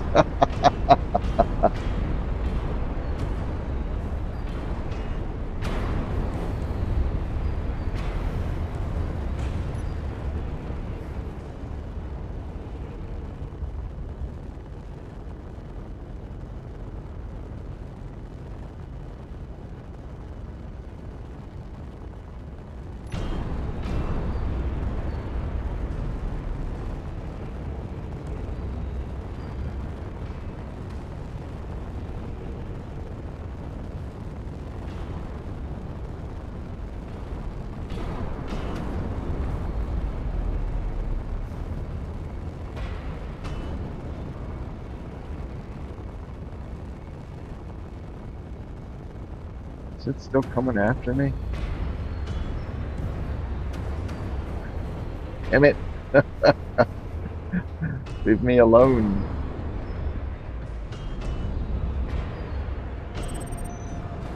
Damn it.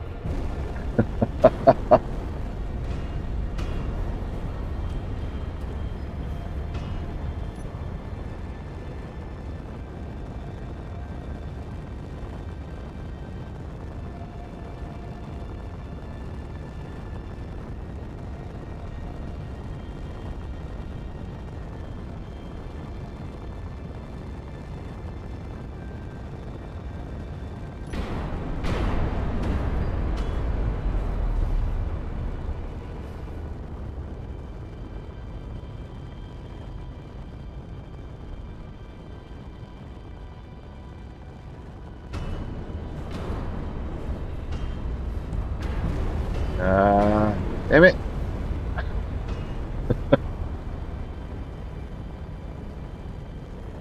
Oh man.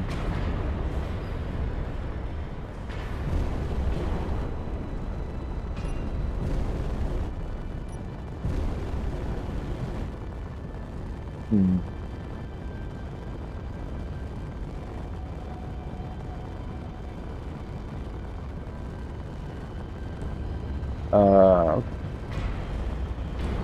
Okay. Now you know what I can do. We'll just jump out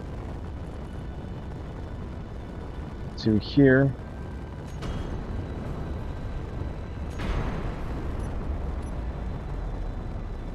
Or there we go. 1.94.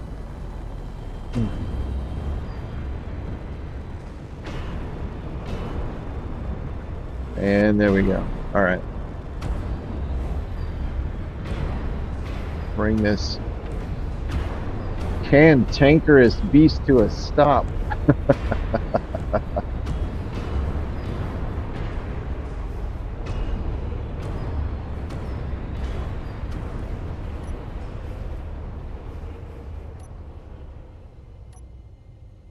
Wow. Oh my goodness. All right, there's data point, data sample 5. We can continue.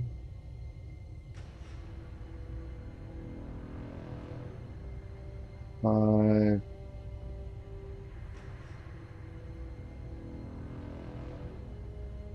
And it's basically in this direction, right? So here we go.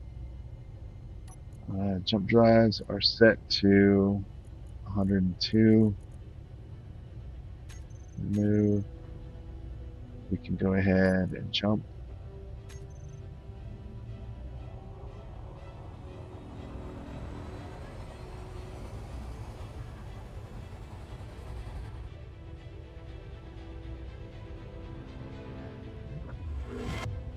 Cool.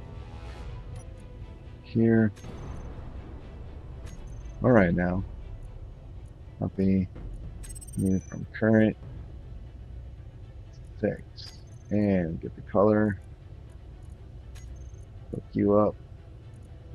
Turn you off. Boom. Here. Cosmic. Scan. Scan. Scan.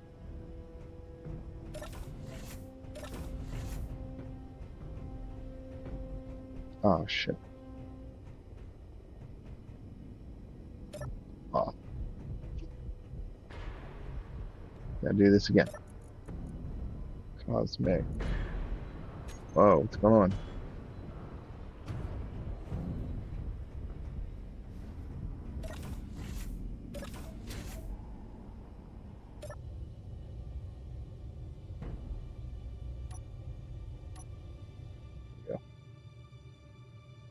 Oh my god.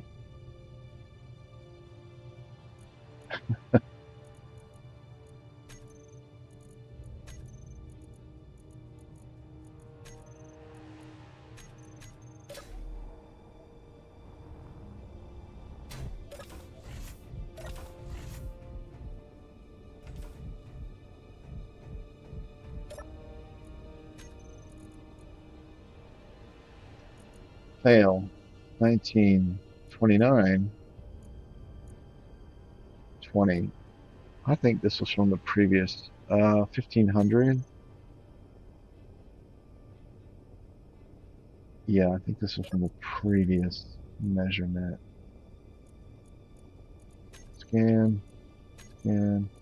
Oh, I should have checked the scan results. That would have told me if it had done anything or not.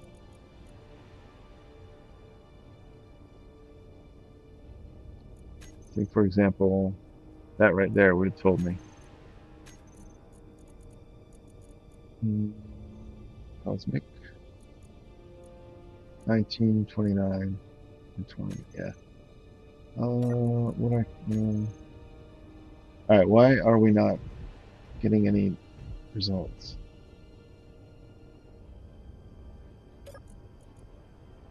Repair. That shouldn't be a factor. It doesn't need to be on right now anyway, since I'm not doing any repairs. 1, 2, 3, 4. Back to you. There we go. What? Timestamp 1521. That doesn't seem right. Inventory. Let's make.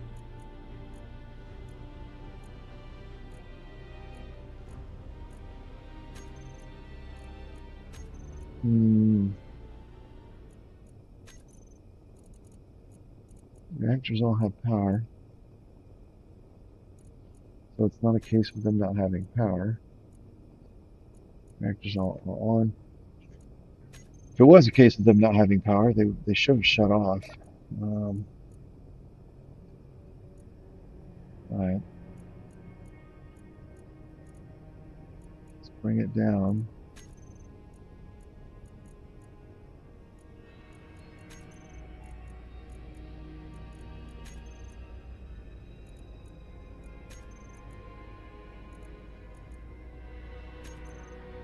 Oh, there we go. Whoa, oh Jesus, what is going on? Gyros on, override, there we go. All right, cosmic, 21, 28, 29, 22. We need that guy. 29, awesome.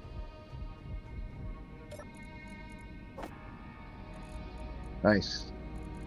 What was cosmic origin? I need 200. 3, 3, 3. That's 100.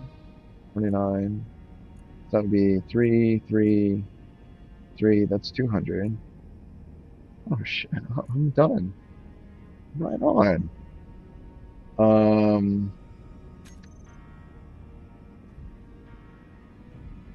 Should probably.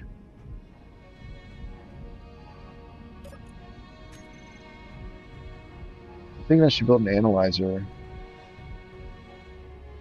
just to run them through to make sure they're valid.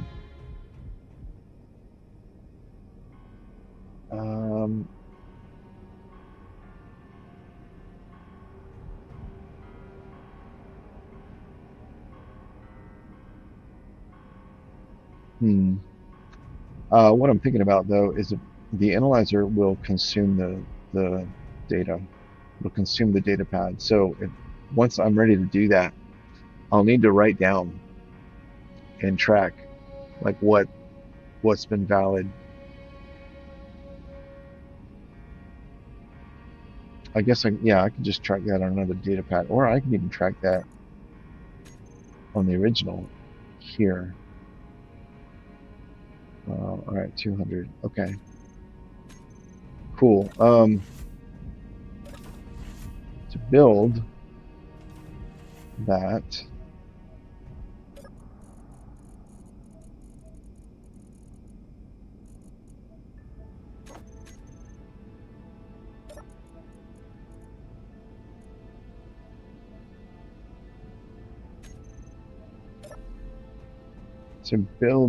I need to go back to my little outpost. Energy transporter. Oh, that's interesting.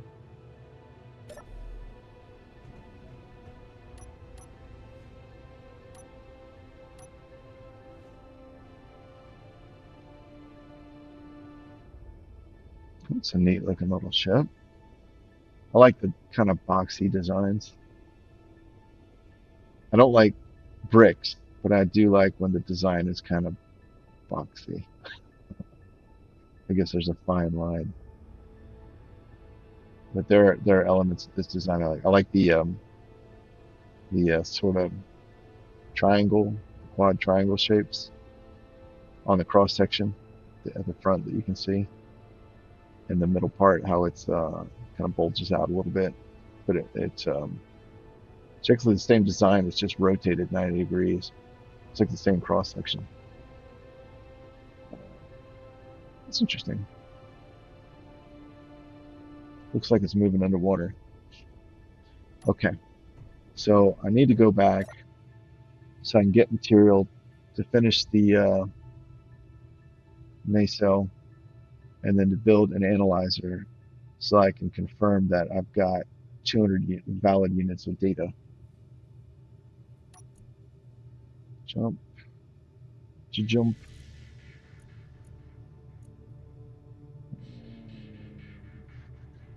This guy go. There it is. It should be out 200 out. All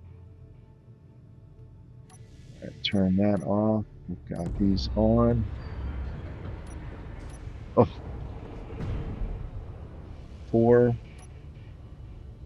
200 kilometers. Yep. Okay.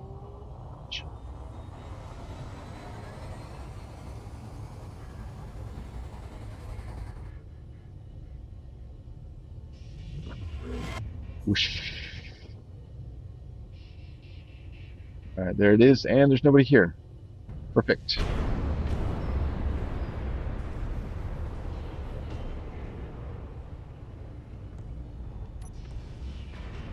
All right, right here.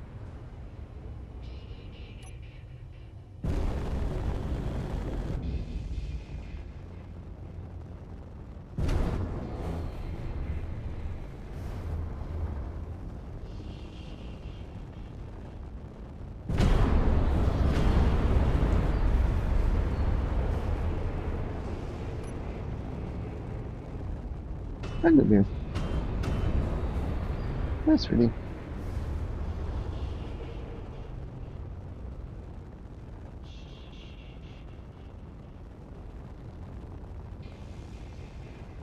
All right, we're at 25. Still approaching. Down to 20. Okay, this will work out well. So let's go ahead and turn on the override.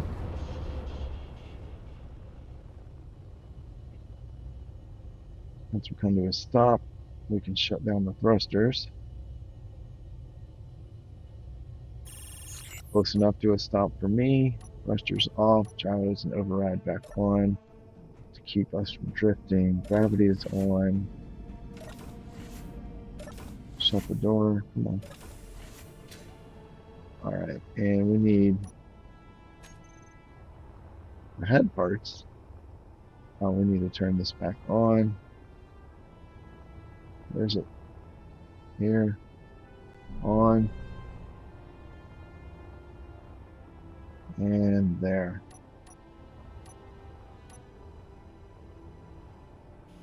One. Don't have that anymore. All right, that's nice. All right. Cool. And I won't be able to get that until I get those. Okay.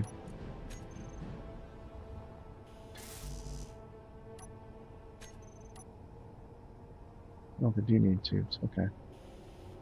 All right. And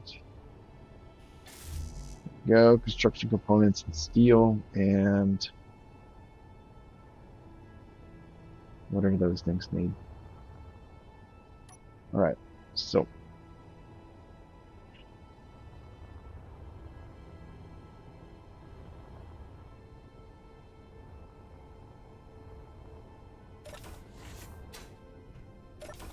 go.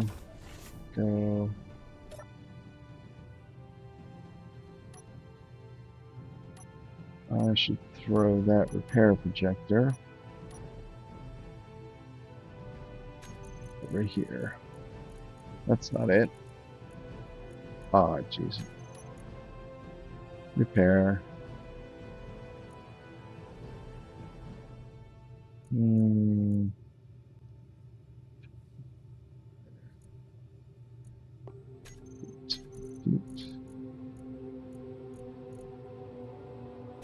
On off. There we go.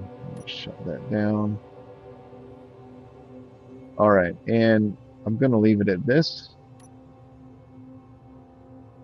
Seem to be safe. Is that energy transporter? I wonder if it's the same one.